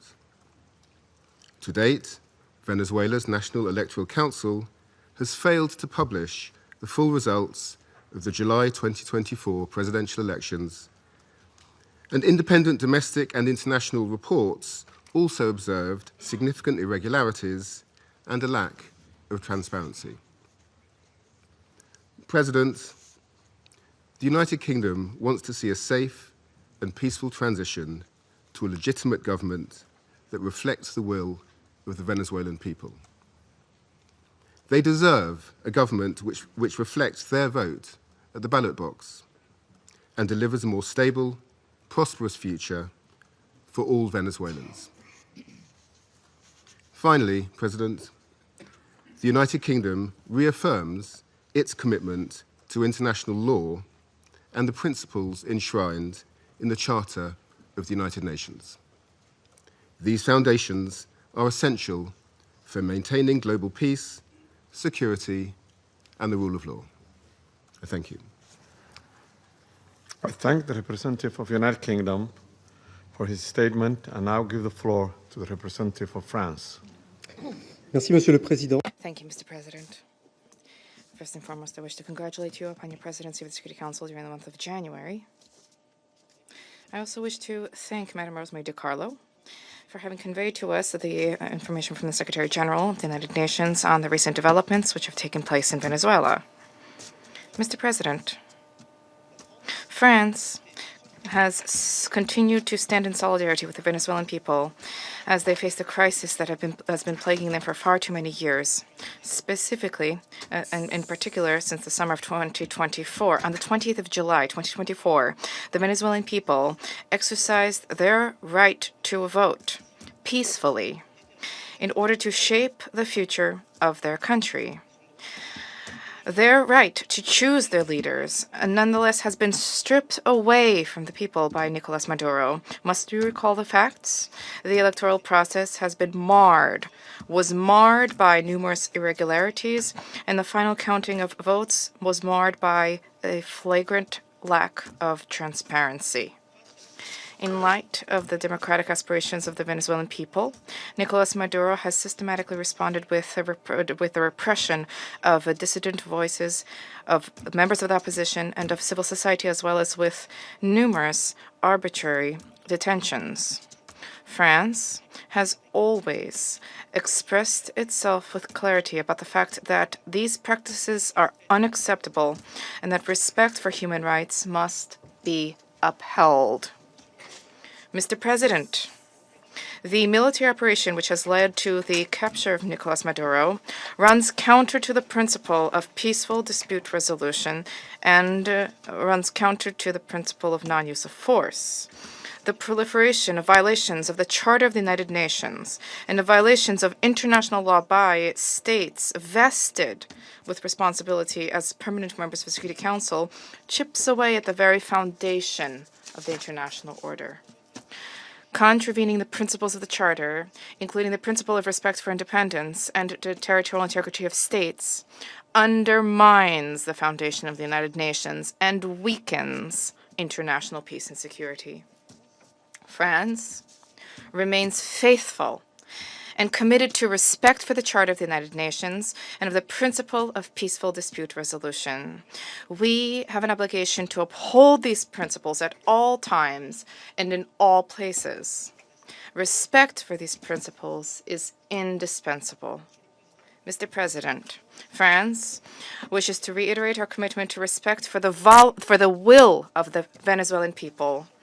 The transition which is currently being opened up for Venezuela needs to be peaceful and democratic and carried out in a manner which respects the choice of the Venezuelan people, a sovereign people. This transition must be led by and for the Venezuelans. France stands ready, alongside states in the region and our partners at the European Union, to uphold dialogue with a view to the restoration of the free, democratic expression in Venezuela. We stand ready to support regional stability. This also needs to be the role of the Security Council. Thank you. I thank the representative of France for the statement and now give the floor to the representative of Bahrain. Sayyid Rais, Awaddu Bidayat. Mr. President, I wish to take this opportunity to congratulate first and foremost the Federal Republic of Somalia on its presidency of the Security Council during this month of January. We wish you every success. We also wish to take this opportunity to thank delegations whose mandate at the Council ended, namely Algeria, Guyana, the Republic of Korea, Sierra Leone, as well as Slovenia. We wish to thank them for their significant contributions to the attainment of the goals and the mission of the Council. I also wish to thank Madam Rosemary DiCarlo, Undersecretary General for Political and Peace-Building Affairs, for her valuable briefing related to the latest developments which have taken place at in the Bolivarian Republic of Venezuela, and I wish to thank other briefers as well. We appreciate the reaffirmation by His Excellency the Secretary General of the United Nations, reaffirmation of the commitment to the fundamental principles of the Charter of the United Nations, a commitment to the peaceful diplomatic resolution of disputes. The Kingdom of Bahrain supports the call of the Secretary General for all stakeholders in Venezuela to engage in inclusive dialogue which guarantees respect for international law, and this in order to ease tensions, to preserve regional stability, and to avoid any potential adverse repercussions for security and stability in the region. The Kingdom of Bahrain also extends its support for efforts undertaken at the regional and international levels in order to reduce tensions and to enhance diplomatic means in order to provide for international peace and security. The Kingdom stresses the importance of the promotion of international cooperation in order to support all regional and international efforts which are geared towards combating international organized crime, trafficking in drugs, as well as scourges which are related to this. This undermines the stability of societies, undermines achievement of sustainable development. Therefore, these issues need to be dealt with in accordance with international relevant conventions. By way of conclusion, the Kingdom of Bahrain reaffirms our support for regional and international efforts to achieve a political, lasting solution in the Bolivarian Republic of Venezuela. This needs to be achieved through regional cooperation and with respect for national sovereignty. The goal is to provide for security and stability in Venezuela, to avoid risks of conflict and division, to protect civil peace, and to contribute to the preservation of regional security and stability, as well as international peace and security. Thank you, Mr. President. I thank the representative of Bahrain for the statement and now give the floor to the representative of Pakistan. Thank you, Mr. President. Allow me to begin by congratulating Somalia on its assumption of the presidency for this month and assuring you of my delegation's full support and cooperation. We welcome the new members joining the Council. I thank Undersecretary General Rosemary DiCarlo for reading out the remarks of the Secretary General and the valuable briefing. We also take note of the views shared by Mr. Jeffrey Sachs and Ms. Mercedes de Freitas. I welcome the participation of the Permanent Representative of Venezuela, alongside the representatives of other countries from the region and beyond in the meeting. Mr. President, Pakistan views the recent developments in Venezuela with profound concern.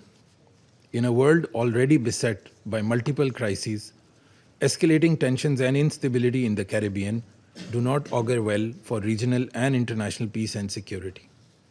The UN Charter enjoins us to refrain from the threat or use of force against the territorial integrity or political independence of any state.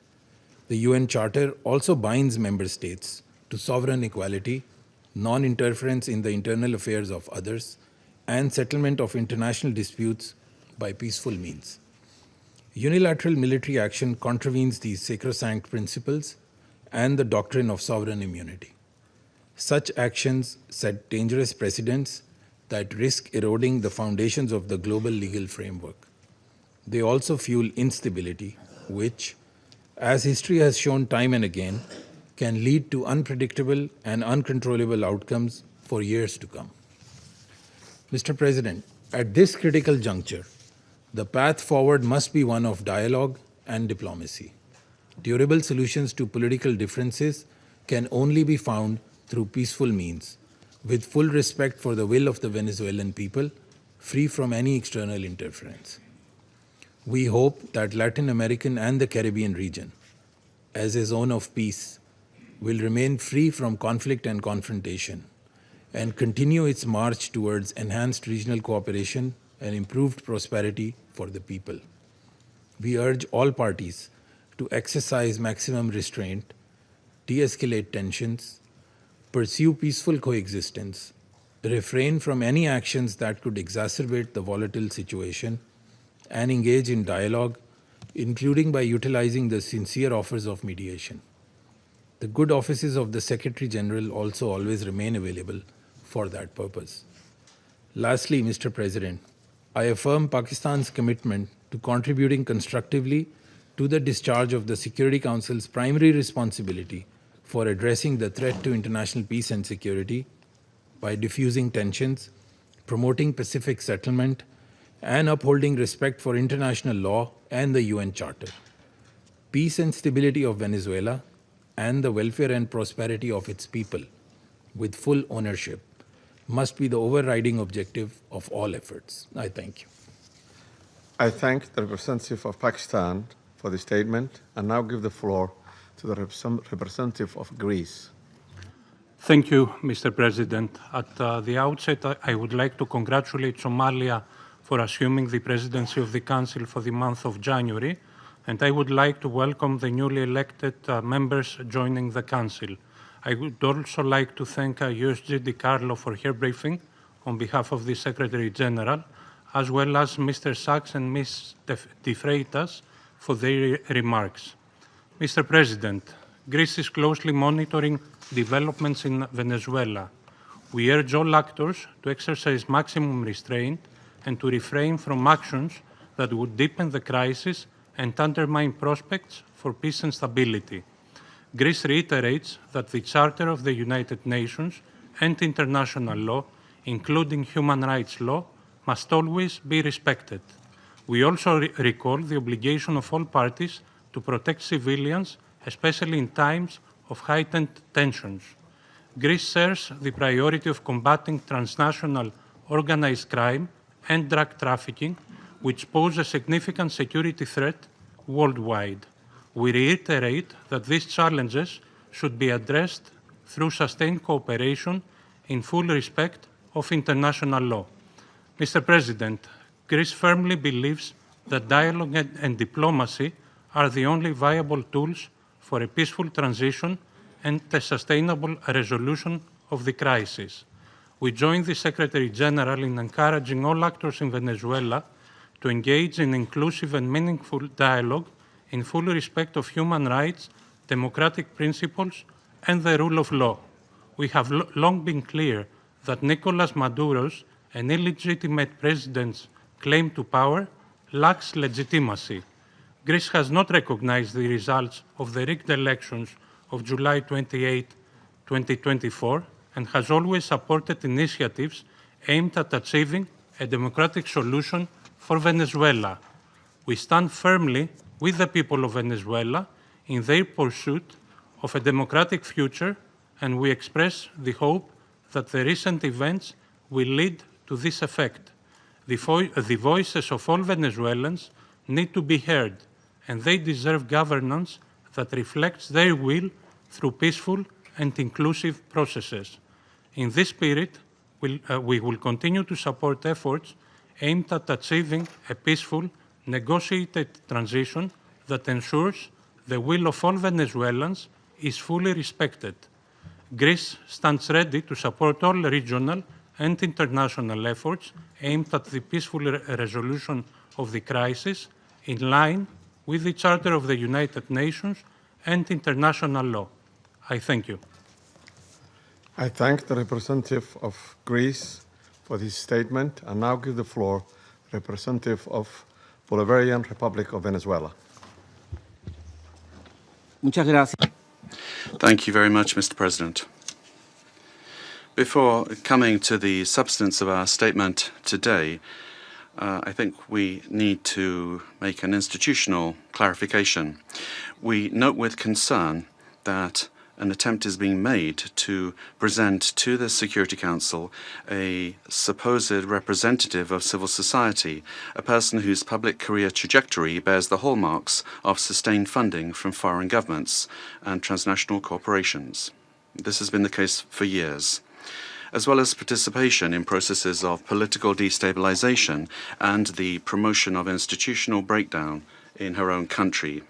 The instrumental use of this person to legitimize narratives of confrontation, justify the use of force, or minimize violations of international law does not contribute in any way to the purposes of this Council or to the strengthening of multilateralism.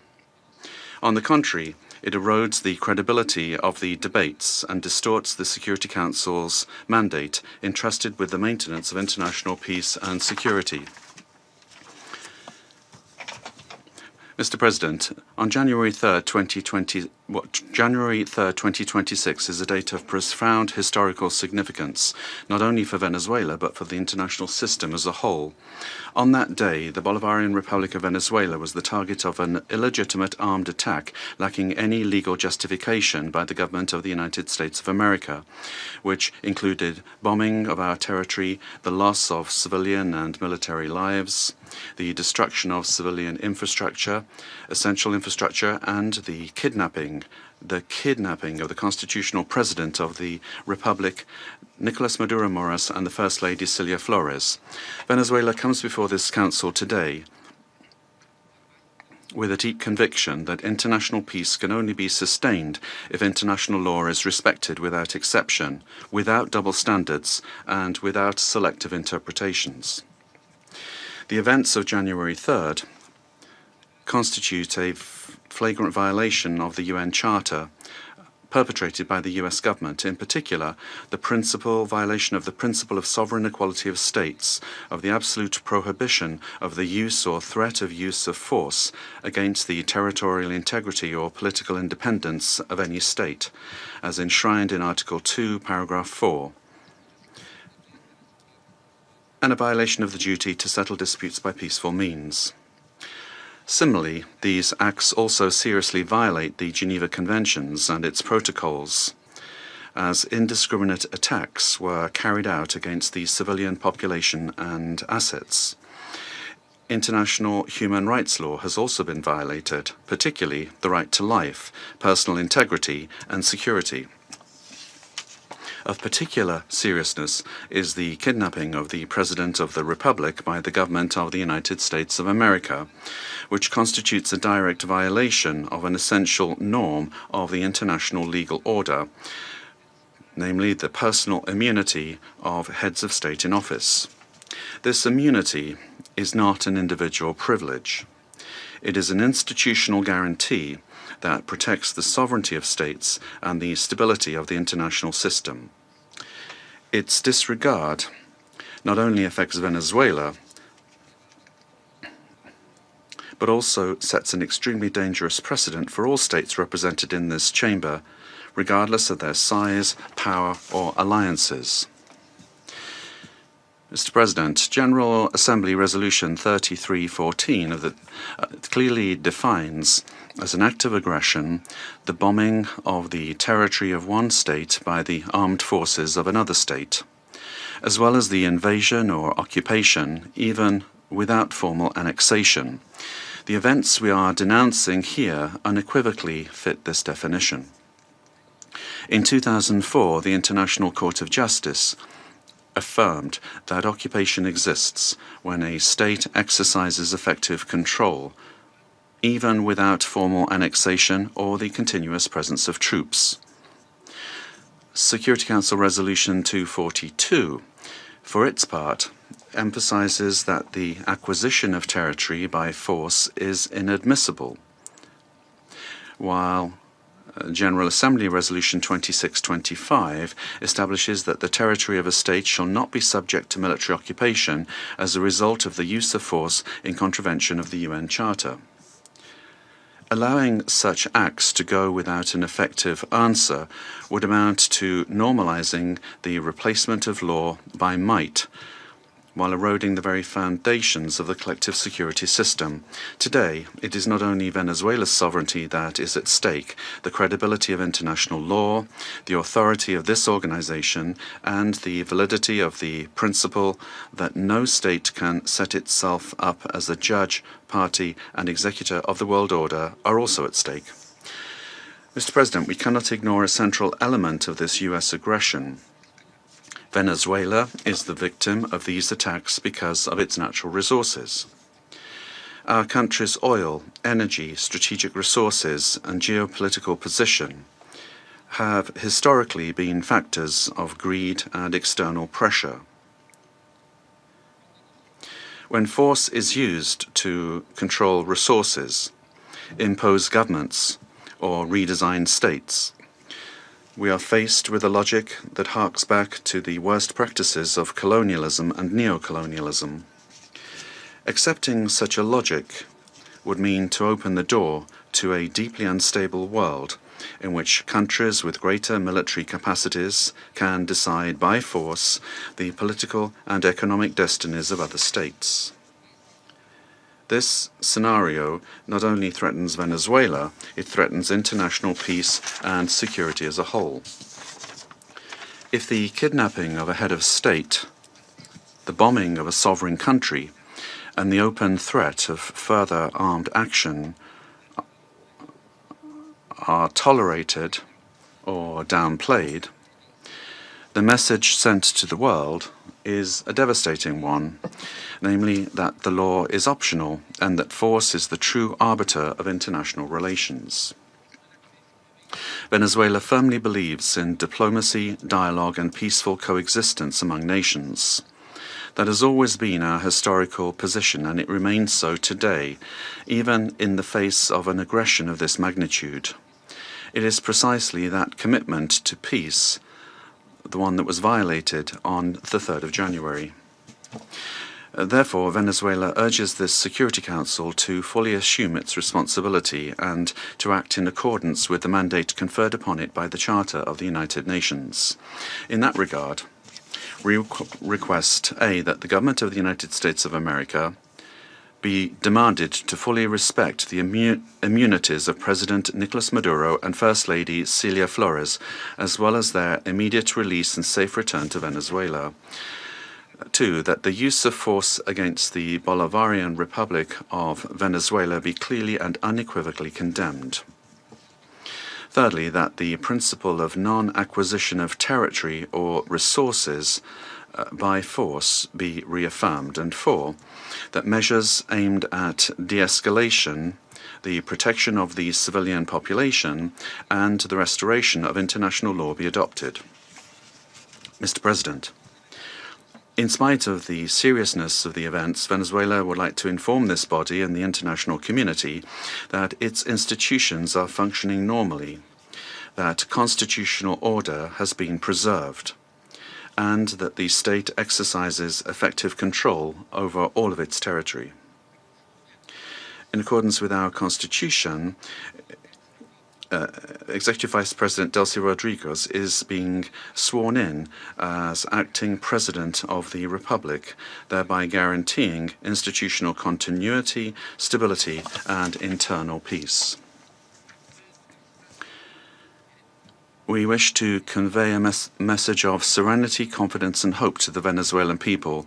Venezuela is a nation that believes in peace, work, and dignity. Our commitment is to diplomacy and law, and the law is firm and unwavering. We defend our sovereignty without renouncing our values. We bet on dialogue without accepting imposition. We believe in a future of coexistence, development, and mutual respect among nations. We trust that this Security Council will rise to the historic moment facing humanity and choose the path of legality, collective responsibility, and peace. Thank you very much, Mr. President. I thank the representative of the Bolivarian Republic of Venezuela and now give the floor to the representative of Argentina. Buenos días. Good morning, and thank you very much, Mr. President. Mr. President, the government of the Argentine Republic values the decision and determination demonstrated by the President of the United States of America and by his government in the recent actions taken in Venezuela that resulted in the capture of the dictator Nicolas Maduro, leader of the Cartel of the Suns, declared a terrorist organization by Argentina in 2025, the same year in which Argentina also declared the Tren de Aragua a terrorist organization. The Argentine Republic trusts that these events represent a decisive step forward against narco-terrorism that affects the region, and at the same time open a stage that will allow the Venezuelan people to fully recover democracy, the rule of law, and respect for human rights, in accordance with the principles of international law, and put an end to the oppression exercised for years by the authoritarian regime that plunged the Venezuelan people into poverty and forced 8 million Venezuelans to have to flee their country. Mr. President, the illegitimate regime of Nicolas Maduro has not only constituted a direct threat to Venezuelan citizens through the systematic violation of human rights, the appropriation of the country's resources, and the destruction of democratic institutions, but also to the entire region by leading and exporting its networks of drug trafficking and organized crime. Since the inauguration of President Javier Milei, Argentina has been clear and consistent in its position regarding this situation. We have unequivocally denounced the lack of freedoms and the serious human rights violations, and we have actively contributed with the determination and responsibility to international efforts aimed at the return of democracy in Venezuela. In March 2024, when others opted for inaction or ambiguity, Argentina granted diplomatic asylum to 6 Venezuelan opposition leaders, assuming an enormous challenge for our representation in Caracas. Subsequently, after denouncing the fraudulent nature of the result announced in the 28 July 2024 elections and recognizing Edmundo González Urrutia as president-elect, Argentina was expelled from Venezuela. Our embassy, where the asylum seekers remained, was subject to a permanent siege. Despite these pressures, the Argentine Republic maintained its unwavering conviction to continue denouncing the situation in Venezuela and to act in every available international forum so that Venezuela could once again embrace freedom and democracy. Mr. President, this is not the first time that Argentina has addressed this Security Council regarding the situation in Venezuela.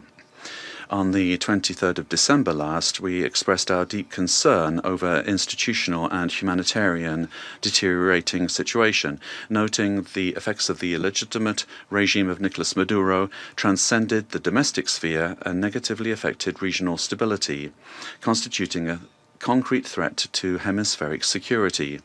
In the same vein, President Milei stated at the Mercosur summit that Argentina welcomed the pressure from the United States aimed at freeing the Venezuelan people. Today, the international community faces a new scenario that poses a dual challenge: to support a genuine democratic transition in Venezuela and to contribute to the lasting restoration of peace and security in our region. Faced with both challenges, the Argentine Republic stands ready and willing to cooperate.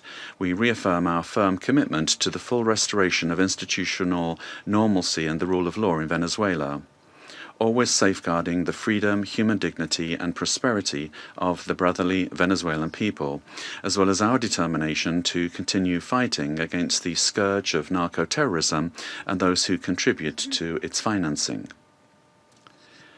The process that begins today requires the firm and coordinated commitment of all those countries that have accompanied the Venezuelan people in their long struggle, so that Venezuela can leave behind more than 2 decades of political, humanitarian, and social crisis, and can finally be reunited with freedom, democracy, respect for human rights, and economic prosperity.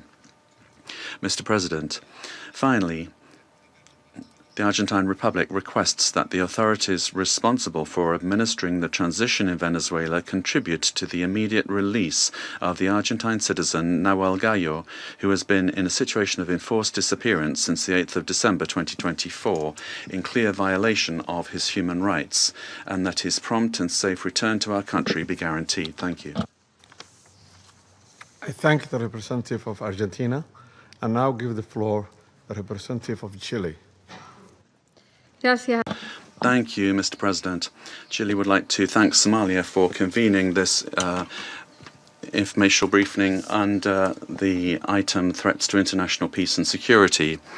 We'd also like to thank Madam Rosemary DiCarlo, USG for Political and Peacebuilding Affairs, as well as the briefings from Mr. Jeffrey Sachs and Ms. Mercedes de Freitas. President, Chile would like to express our deep concern and firm condemnation of the unilateral military action taken by the United States in the territory of the Bolivarian Republic of Venezuela.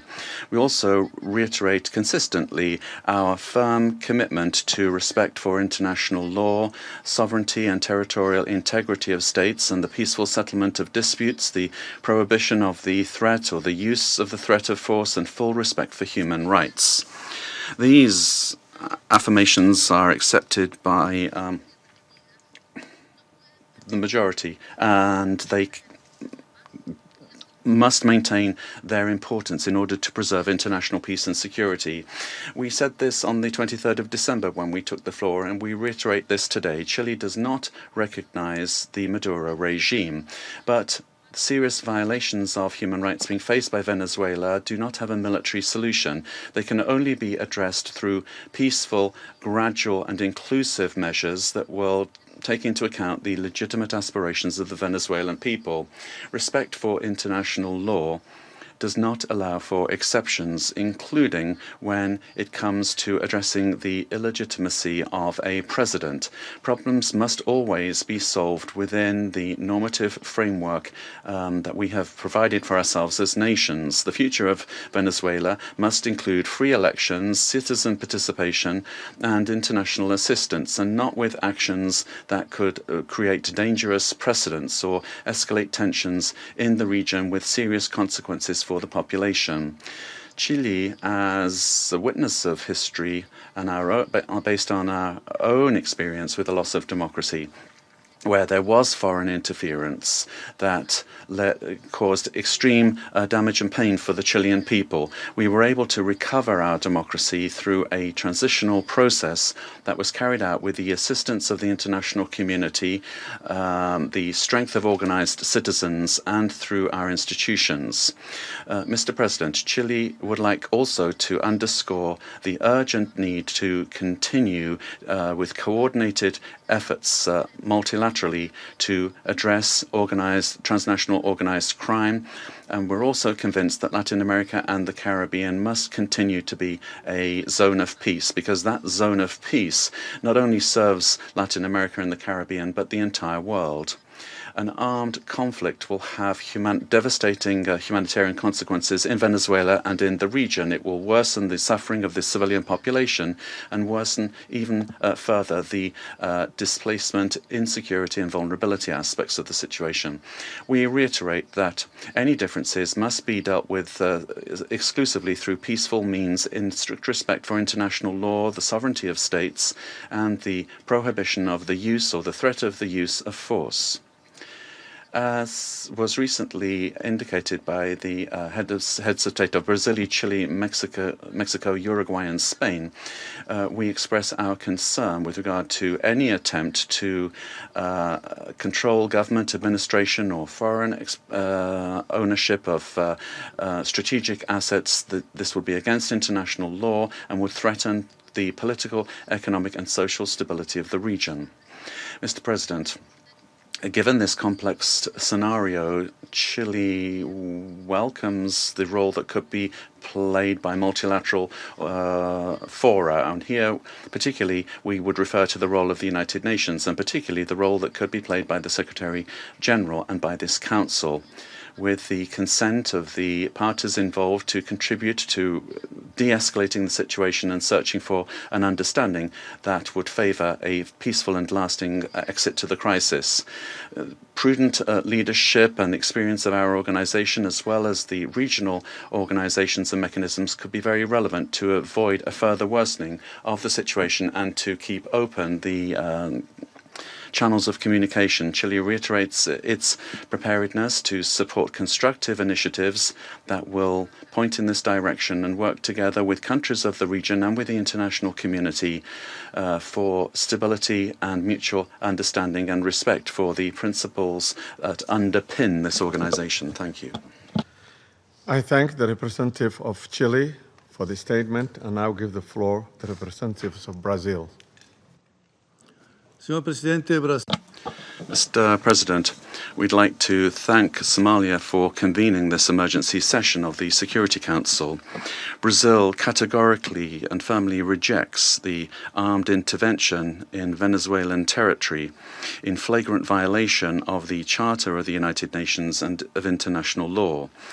The bombings on Venezuelan territory and the capture of its president cross an unacceptable line. These acts constitute a very serious affront to the sovereignty of Venezuela and set an extremely dangerous precedent for the entire international community.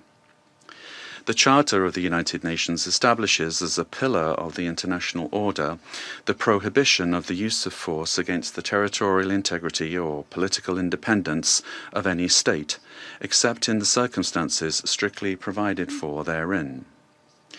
The acceptance of actions of this nature would inexorably lead to a scenario marked by violence, disorder, and the erosion of multilateralism, to the detriment of international law and institutions. The effects of the weakening of international governance and cooperation mechanisms are already evident. The record number since the Second World War of 61 active armed conflicts, the unprecedented figure of 117 million people in situations of humanitarian disaster around the world, reflecting the increase in wars, displacement, and crimes against humanity, such as the genocide in Gaza, and the global increase in military spending, which is approaching the historical mark of $2.7 trillion. As Brazil has reiterated on numerous occasions, the norms that govern coexistence among states are mandatory and universal. They do not admit exceptions based on ideological, geopolitical, political, economic, or any other kind of interests or projects. They do not admit that the exploitation of natural or economic resources justifies the use of force or the illegal change of a government.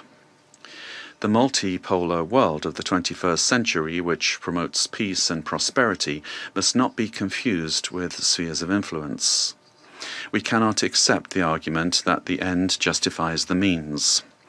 This reasoning lacks legitimacy and opens the possibility of granting the strongest the right to define what is just or unjust, what is right or wrong, and even to ignore national sovereignties, imposing the decisions to be taken by the weakest. Latin America and the Caribbean have made peace a conscious, lasting, and irreversible choice. The resort to force in our region evokes chapters of history that we believed we'd left behind us and endangers the collective effort to preserve the region as a zone of peace and cooperation, free of armed conflicts, respectful of international law and the principle of non-intervention. Armed interventions in the past have had profoundly negative and lasting consequences. Contrary to freedom and democracy, those interventions produced authoritarian regimes and serious violations of human rights, leaving as a lamentable result thousands of dead, political prisoners, tortured persons and disappeared persons whose families still today search for their loved ones as well as justice and reparation. For the first time in South America, a profoundly alarming event has occurred. An external armed aggression with the deployment of troops and bombings in a neighbouring country contiguous with Brazil, with which we share more than 2,000 kilometres of border. Mr. President, South America is a zone of peace. I insist upon that. We have upheld and will uphold with full determination peace and non-intervention in our region. Furthermore, Brazil does not believe that the solution to the situation in Venezuela lies in the creation of protectorates in the country, but rather in solutions that respect the self-determination of the Venezuelan people within the framework of its constitution. The events of January 3rd transcend the regional sphere. The attack on the sovereignty of any country, regardless of the direction of its government, affects the entire international community. This and other cases of armed intervention against the sovereignty of a country, its territorial integrity, or its institutions must be vehemently condemned. It is up to this Council to assume its responsibility and react with determination, clarity, and obedience to international law in order to prevent the law of force from prevailing over the force of law.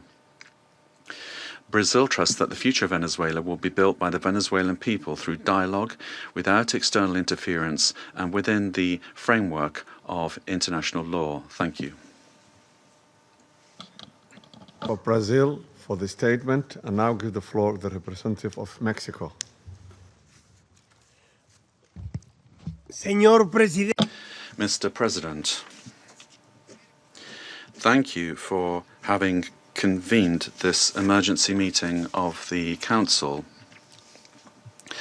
The government of Mexico has already made its position clear with regard to our condemnation of the military aggression of January 3rd against targets in the territory of Venezuela, in clear violation of Article 2 of the Charter of the United Nations.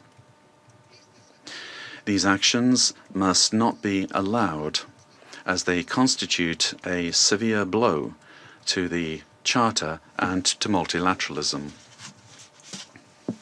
Mexico would like to clarify the following points. 4 points. Number 1, the prohibition of the threat or the use of force against the sovereignty, territorial integrity, or political independence of any state is the foundation of international law, regardless of the country or the government involved. 2, rhetoric pointing towards the escalation or expansion of military actions, including to other countries in our region, threatens regional stability.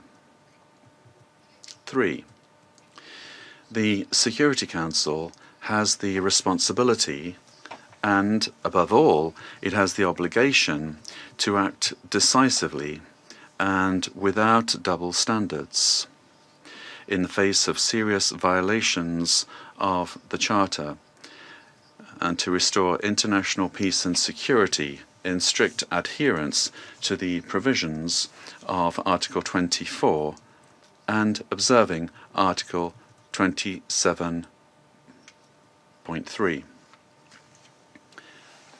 4. It is for sovereign peoples to decide their destiny and to find peaceful, democratic, and negotiated solutions to their political differences within a framework of unrestricted respect for human rights. Regime change by external actors and the application of extraterritorial measures are not only acts contrary to international law, but historically, all they've done is exacerbate conflicts and weakened the social and political fabric of nations. Mr. President, esteemed colleagues, despite the political differences among our governments, Latin America and the Caribbean has been forged as a zone of peace. Collectively, we have, for decades now, resorted to the available political and legal mechanisms available in order to peacefully settle disputes. The current violation of this fragile balance gravely endangers the political stability and the security of the region, as well as the well-being of our peoples.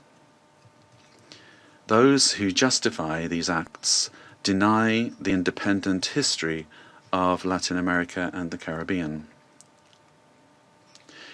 Mexico, firm in its constitutional principles of foreign policy and its pacifist calling, emphatically reiterates that dialogue and negotiation are the only legitimate and effective ways to resolve existing differences. I reiterate the call of the President of Mexico for the UN to do more to resolve this and other conflicts, including through the good offices of its Secretary General. In view of the events of January 3rd, Mexico reaffirms its willingness to support any effort at facilitating dialogue, mediation, or providing assistance that promotes peace in the region. Finally, we cannot overlook the fact that this session of the Council has been held only now, when what we face is a serious situation that puts international peace and security at risk. Thank you. I thank the representative of Mexico for his statement and now give the floor to the representative of Paraguay. Gracias, señor presidente. Thank you, Mr. President.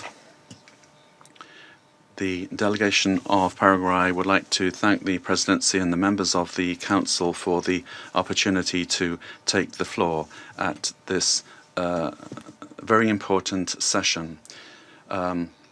Paraguay has already pointed out the situation with regard to Venezuela under President Maduro and the Cartel de los Soles and the criminal organization that was formally declared as such by our national authorities, and his continued presence was a threat to the region.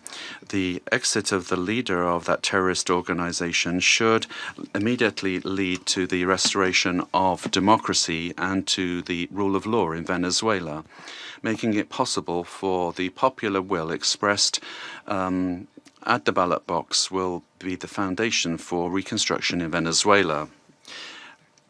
We would also urgently call for the release of all political prisoners that are still in the prisons of that country, and we reiterate that a return to democratic institutions in Venezuela and the possibility for the legitimately elected authorities to resume their functions are fundamental steps for stability in the region.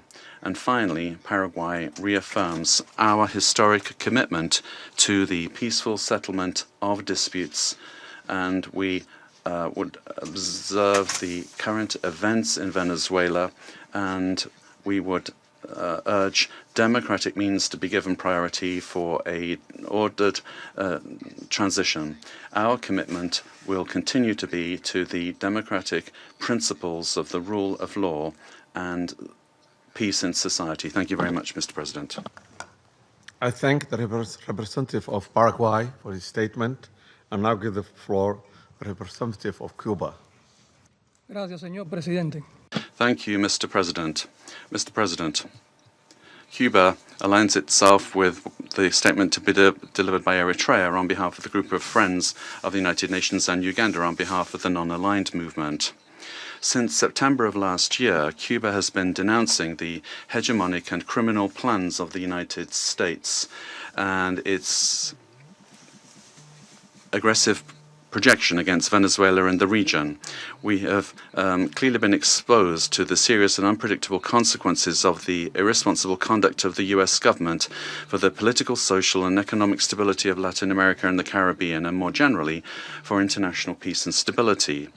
On the 23rd of December, in this very body, we set out the sequence and escalation of actions carried out by the United States with the aim of overthrowing by force the legitimate and constitutional government of Venezuela and destroying the civic military union. The United States resorted to various maneuvers to materialize its plans for domination, including vile extrajudicial executions and acts of piracy, maritime terrorism against oil tankers and their crews in international waters of the Caribbean Sea, as well as the imposition of an illegal naval blockade against Venezuela and the politically motivated designation of its legitimate government as a foreign terrorist organization. Previously, it had subjected that country to prolonged unilateral coercive measures, economic asphyxiation, smear campaigns, and attacks against some of its important institutions, exposing it to a cruel psychological war. With absolute disrespect for the Charter of the United Nations and international law, including relevant resolutions adopted by this Council and by the General Assembly, on January the 3rd, United States military forces attacked Venezuela with total brutality and treachery, and in an unacceptable and barbaric act kidnapped its legitimate president, Nicolas Maduro, and his companion, Celia Flores. Cuba condemns in the strongest terms the military aggression of the United States against Venezuela, while categorically reiterating its absolute support and solidarity with the Venezuelan people, and joins the demand that the government of the United States release the constitutional president, Nicolas Maduro Moros, and his companion, Celia Flores. In the criminal attack perpetrated by the United States, 32 Cubans lost their lives in combat actions. They were carrying out missions on behalf of the Revolutionary Armed Forces and the Ministry of the Interior at the request of counterpart bodies of that country. Our compatriots honorably fulfilled their duty and fell after fierce resistance in direct combat against the attackers or as a result of the bombings of the facilities. Through their heroic actions, they upheld the solidarity sentiments of millions of our compatriots. Mr. President, the cowardly U.S. aggression against Venezuela is a criminal act in violation of international law and the UN Charter. It constitutes a dangerous escalation of the sustained war campaign waged for years by the United States against that sister nation, which intensified since September 2025 with the aggressive naval deployment in the Caribbean Sea under mendacious pretexts and unfounded accusations without any evidence whatsoever. The U.S. military attack against Venezuela has no justification whatsoever. It does not respond to any provocation, nor does it possess legitimacy. It is based on the aberrant doctrine of peace through force and undermines the stability and peace that have characterized our Latin American and Caribbean region for years. It seeks to promote a change in the constitutional order of the Bolivarian Republic of Venezuela, freely chosen by its people.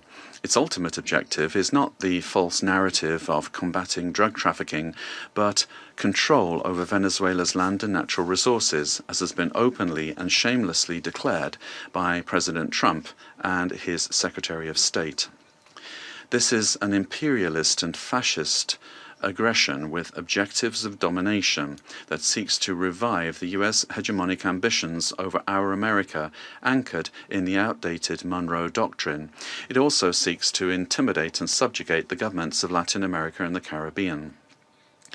Cuba calls for an urgent reaction from the international community against this criminal attack on Venezuela, a peaceful nation that has not attacked the United States or any other country.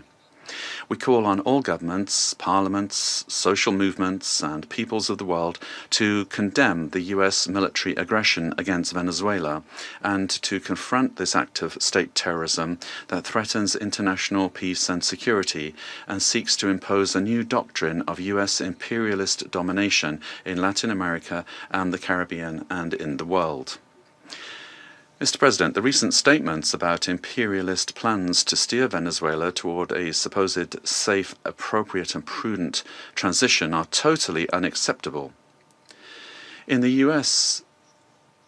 vision of domination, this means imposing a puppet government functional to its predatory goals, particularly unrestricted access to and plundering of natural resources that, by right, belong to the Venezuelan people. Determining the destiny of Venezuela is an exclusive right of its people, without external interference. If the U.S. government, lacking any moral authority whatsoever, truly cared about the peace, freedom and justice of Venezuelan men and women, it would not have bombed that territory with absolute disregard for the lives, sovereignty and territorial integrity of that nation. I conclude by reaffirming our unwavering adherence to the proclamation of Latin America and the Caribbean as a zone of peace, and by calling for action with the firmness and determination that current circumstances demand, always in defense of international law and of a future of peace for all the peoples of our America and of the world. Thank you. I thank the representative of Cuba for the statement and now give the floor to the representative of Nicaragua. Muchas gracias. Thank you very much, Mr. President. Latin America and the Caribbean is a zone of peace, declared by the Community of Latin American and Caribbean States, CELAC, on behalf of all of the peoples and governments of our region. This zone of peace must be fully respected by all governments of the world without exception, and in particular by the members of this Security Council responsible for international peace and security. This decision, these desires and aspirations of our peoples, are a noble contribution to world peace, to international law, and to the United Nations Charter. Mr. President, Nicaragua supports what was expressed by the interim president of Venezuela, Delcy Rodriguez, calling for the immediate release of the constitutional and legitimate president of Venezuela, Nicolas Maduro Moros, and the first fighter of the country, Celia Flores. All member states of the United Nations have the duty to respect international law, the spirit, the purposes and principles of the United Nations Charter, the right to sovereignty, self-determination, territorial integrity of states, non-interference, and peaceful coexistence. The Venezuelan people are a dignified people, the people of Bolivar, of Chavez, and of Maduro, and they have never bowed the knee. They defend their right to sovereignty and their right to peace. Nicaragua will always stand with Venezuela. Peace has been deeply damaged, and the human family, the community of nations, the peoples of the world. We urge all of you to respect the dignity of all peoples. Thank you. I thank the representative of Nicaragua for the statement, and now give the floor to the representative of Trinidad and Tobago. Thank you, Mr. President. The delegation of Trinidad and Tobago thanks the Security Council for convening this urgent meeting following the recent developments in the Bolivarian Republic of Venezuela. My delegation addresses this council today as a Caribbean nation, a neighbor of Venezuela, and a long-standing advocate for peaceful coexistence and the rule of law. The government of Trinidad and Tobago has taken note of the military operations undertaken by the United States in Venezuela. We remain committed to cooperative efforts led by the United States to disrupt and dismantle networks that enable transnational crime across the Americas, whose activities have had debilitating effects on the security and stability of the region. Trinidad and Tobago remains steadfast in its support of the United States of America's initiatives that strengthen regional security, reinforce the rule of law, and safeguard the well-being of our societies, the Americas. The government of Trinidad and Tobago, while valuing its long-standing and robust partnership with the United States, remains equally committed to maintaining a constructive and respectful relationship with the Bolivarian Republic of Venezuela, and continues to uphold peaceful relations with the people of Venezuela. The delegation of Trinidad and Tobago wishes to underscore its long-standing relationship with both the United States and Venezuela, and stands ready to work collaboratively with all partners who share the aspiration of a safer, more prosperous and stable hemisphere. Mr. President, I thank you. I thank the representative of Trinidad and Tobago, and now give the floor to the representative of Spain. Mr. President, at the outset, allow me to congratulate you on assuming the monthly presidency of the United Nations Security Council and wish you every success in the discharge of your duties. I thank you for convening this important meeting, and I also extend my thanks to the Under-Secretary General and Head of Political and Peacebuilding Affairs of the United Nations, Madam Rosemary DiCarlo. Thank her for the information provided today. Spain would like to express our profound concern about what's happened in Venezuela. And as the Secretary General of the United Nations has noted, it constitutes a very worrying precedent with implications for the region and for the world. Respect for the principles of the Charter of the United Nations, particularly the sovereignty and territorial integrity of states and the prohibition of the use or the threat of use of force, is indispensable to ensure international coexistence. Spain defends the validity of an international order that is rules-based, where it is imperative, as set out in Article 2.3 of the Charter, to pursue the peaceful settlement of disputes.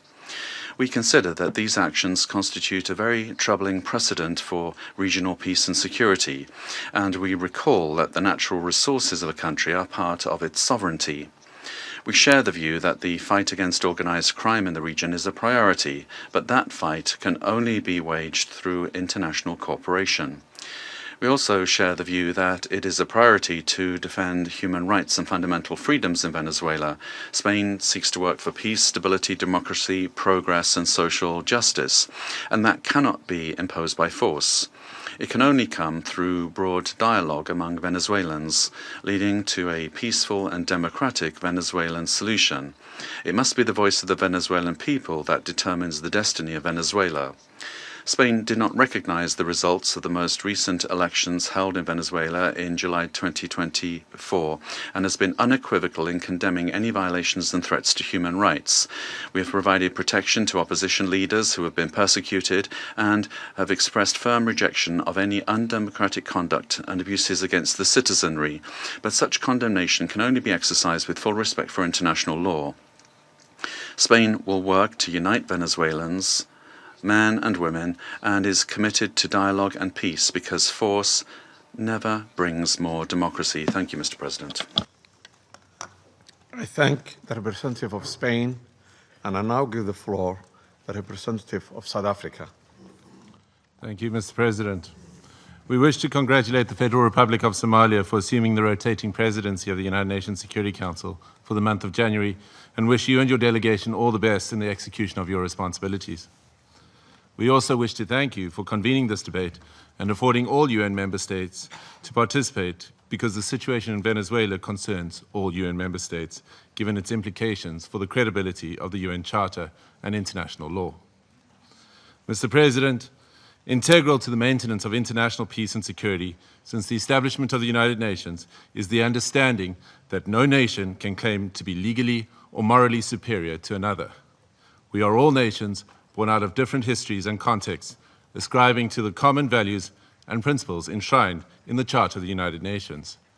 Chief amongst these principles is the sovereign equality of all its members. By signing the Charter, we have all committed to settle our international disputes by peaceful means in such a manner that international peace, security, and justice are not endangered. We have also committed to refrain in our foreign relations from the threat or use of force against the territorial integrity or political independence of any state, or in any other manner inconsistent with the purposes and principles of the United Nations. The International Court of Justice has also previously affirmed that international law prohibits the use of force and intervention in another state's affairs. Due to the shortcomings of its predecessor, the League of Nations, the UN was created to prevent countries from resorting to conflict, to settle disputes and prohibit the use of force unless it is done in a legally prescribed manner. In doing so, the UN has played a pivotal role in ensuring peaceful existence amongst nations, including in ending the colonial subjugation by powerful countries over others, underpinned by respect for the equal rights of nations, large and small, and respect for the principle of equal rights and self-determination of peoples. Joining the organization and committing to its principles afforded protection to many of us, with the supposed assurance that no longer would one nation be seen as inferior to another.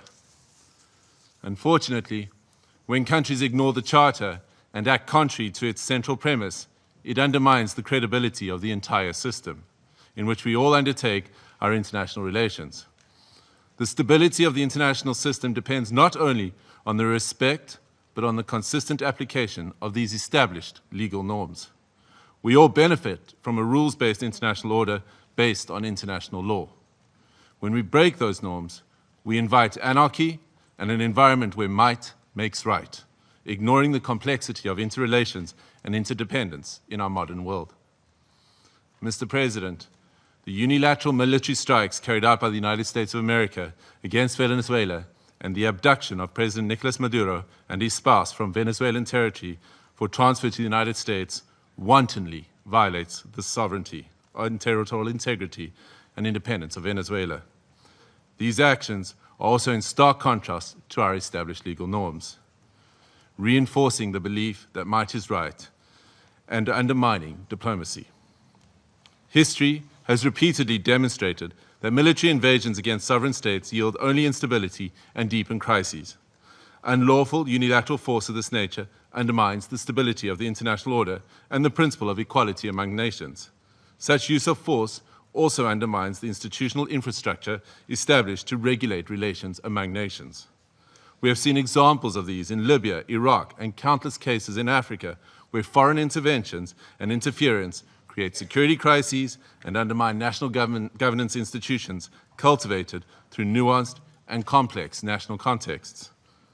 South Africa stresses that allegations of internal governance challenges, human rights concerns, or acts of criminality by a head of state cannot justify a breach of the Charter's prohibition on the use of force, particularly Article 2.4 of the Charter.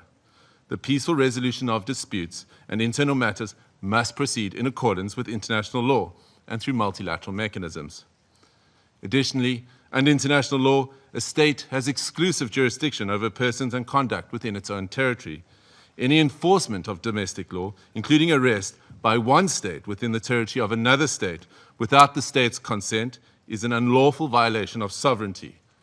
There are recourse mechanisms at the disposal of states to implement international law. This includes taking action by bringing a case before the International Court of Justice or seeking action from the Security Council.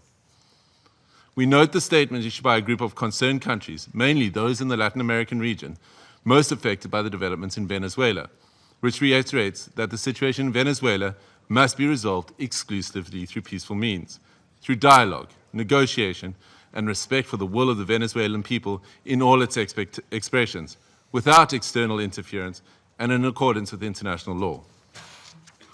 Mr. President, each one of our countries, including our peoples, that are members of this organization and that are bound to its charters, have the right to determine our own democratic and political path. This inherent charter-given right to self-determination cannot and should not be abrogated. If we do not stand up for the sovereign rights of any nations or states when they are undermined and wantonly violated, then which one of us are safe or are guaranteed protection by the principles of the Charter and international law? Failure to act decisively against such violations is a tantamount to inviting anarchy and normalizing the use of force and military might as the main form of discourse in international politics.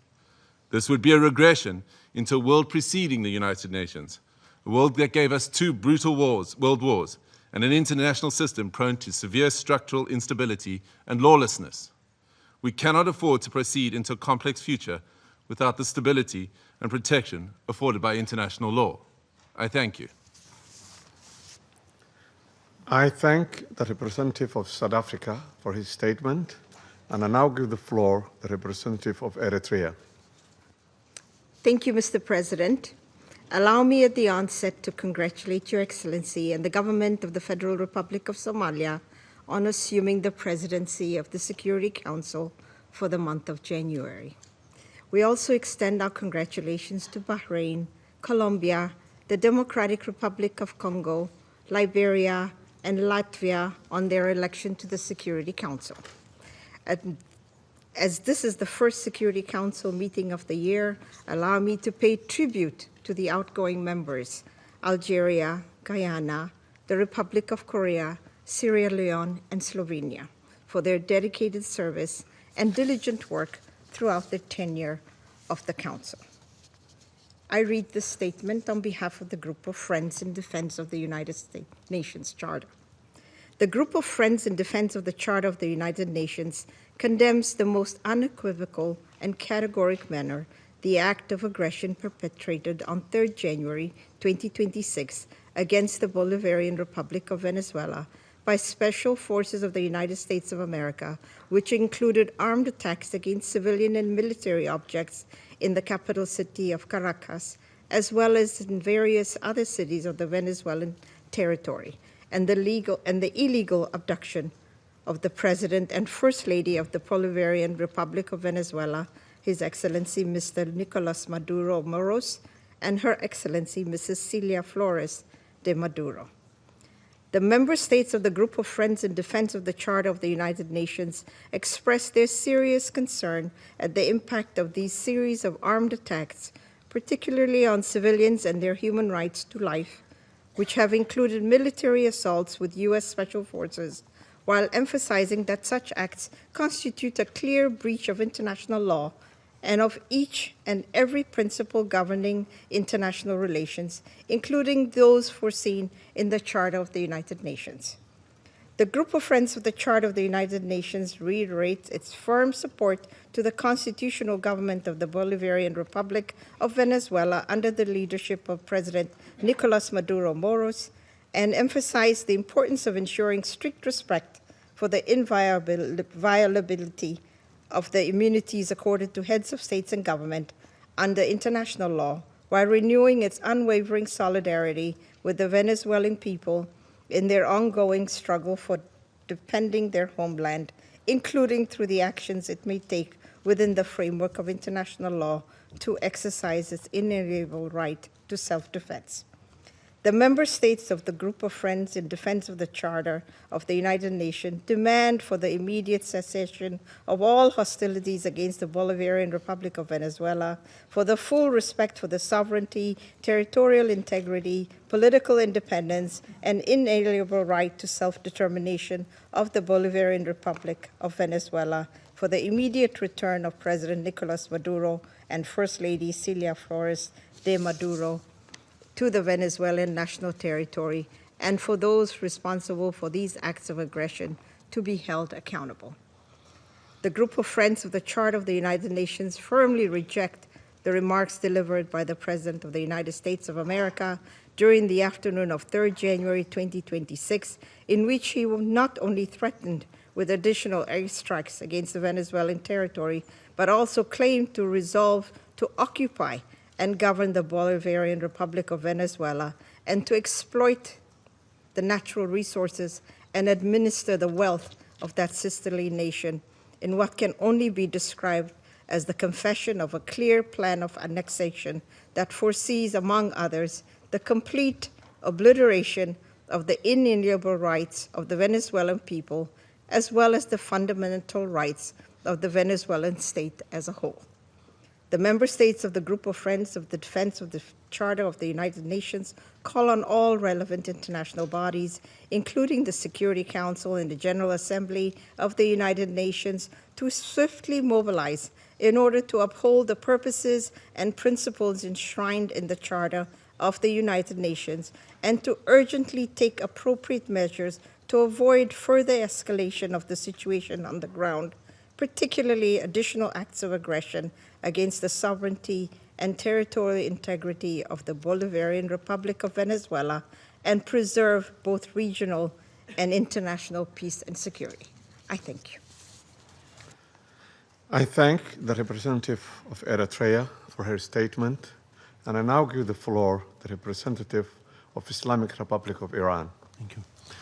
In the name of God, the compassionate and merciful, thank you, Mr. President, for convening this emergency and important meeting. We acknowledge the presence of the Undersecretary General, Mr. Carlo, at this meeting and extend our appreciation to Professor Jeffrey Sachs for his informative and insightful briefing.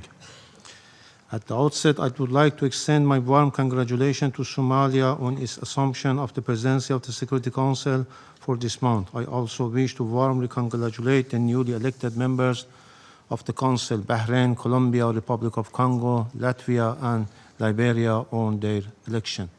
Mr. President, the Islamic Republic of Iran would like to associate itself with the statement delivered by Eritrea on behalf of the Group of Friends in Defense of the Charter of the United Nations, and wishes to make the following remarks in its national capacity.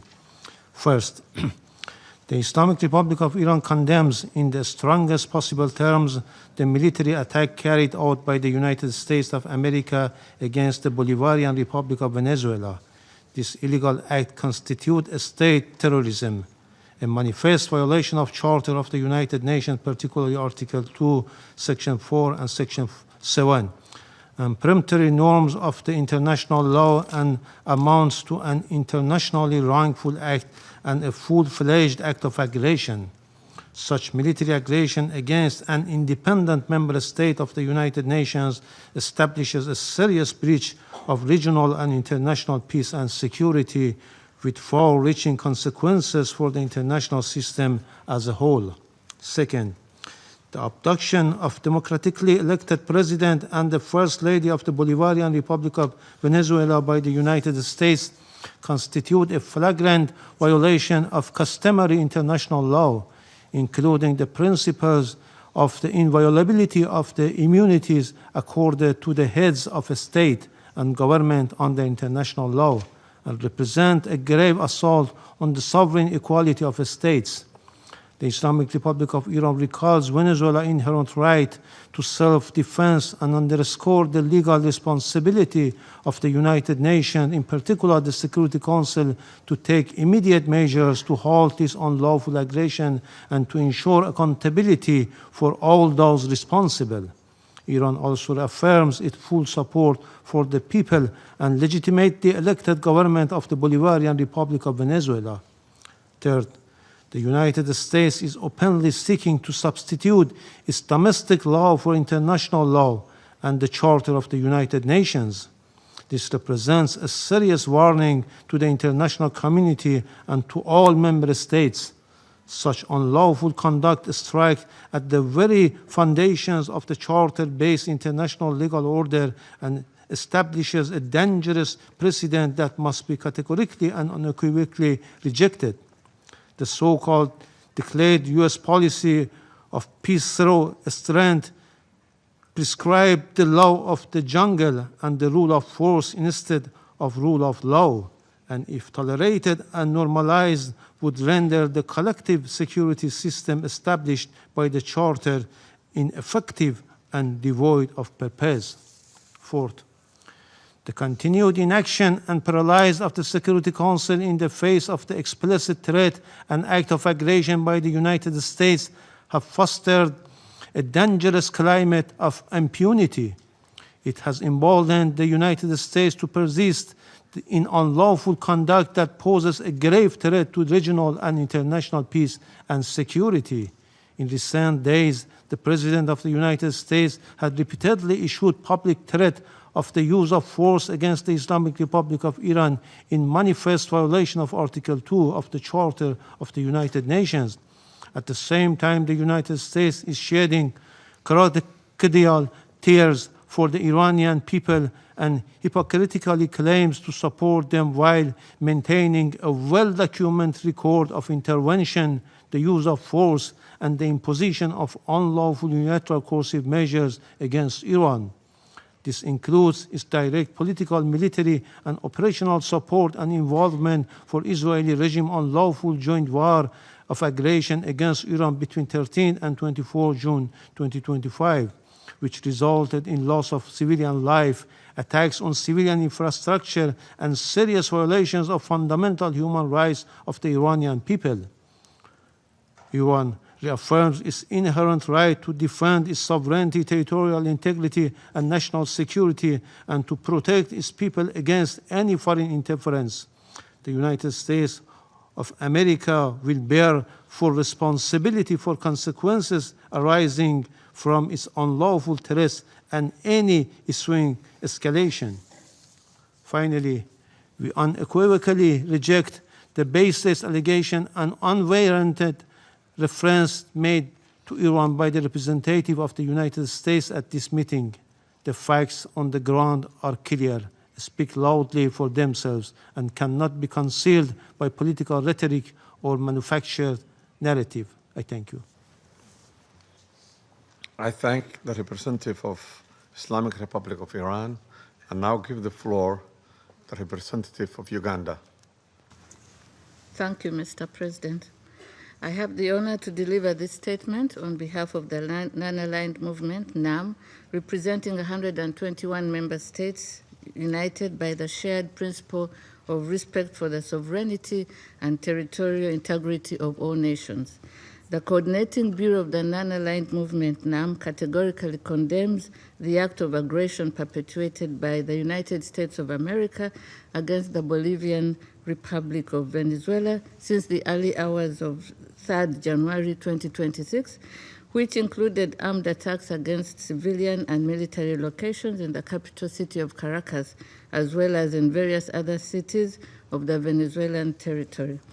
The Coordinating Bureau of the Non-Aligned Movement notes that attacks in question, which blatantly violate the purposes and the principles enshrined in the Charter of the United Nations, as well as the norms of the international law, constitute an act of war against the Bolivian Republic of Venezuela that undermines both regional and international peace, security, and stability, while also threatening the very right to life of the Venezuelan people. excuse me, the Coordinating Bureau of the Non-Aligned Movement demands the immediate cessation of all hostilities against the Bolivian Republic of Venezuela, the full respect of the sovereignty, territorial integrity, political independence, and inalienable rights to the self-determination of Bolivian Republic of Venezuela, and that those responsible for those ongoing acts of aggression to be held accountable. The Coordinating Bureau of the Non-Aligned Movement reaffirms the inviolability of the immunities accorded to the heads of states and government under international law, which constitute a fundamental pillar of sovereign equality, peace, coexistence, and stable international relations. These immunities, firmly rooted in customary international law and consistent with the purposes and principles of the Charter of the United Nations, must be respected universally without discrimination, and any actions or measures that undermine or selectively disregard them risk eroding multilateralism, destabilizing international relations, and weakening the international legal order. Excuse me.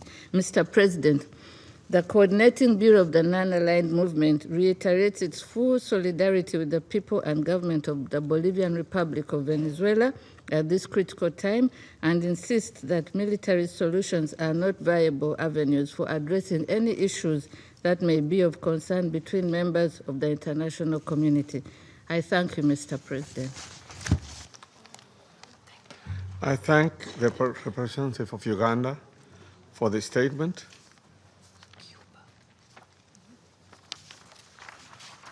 I now give the floor to the representative of Cuba, who has asked for the floor to make a further statement.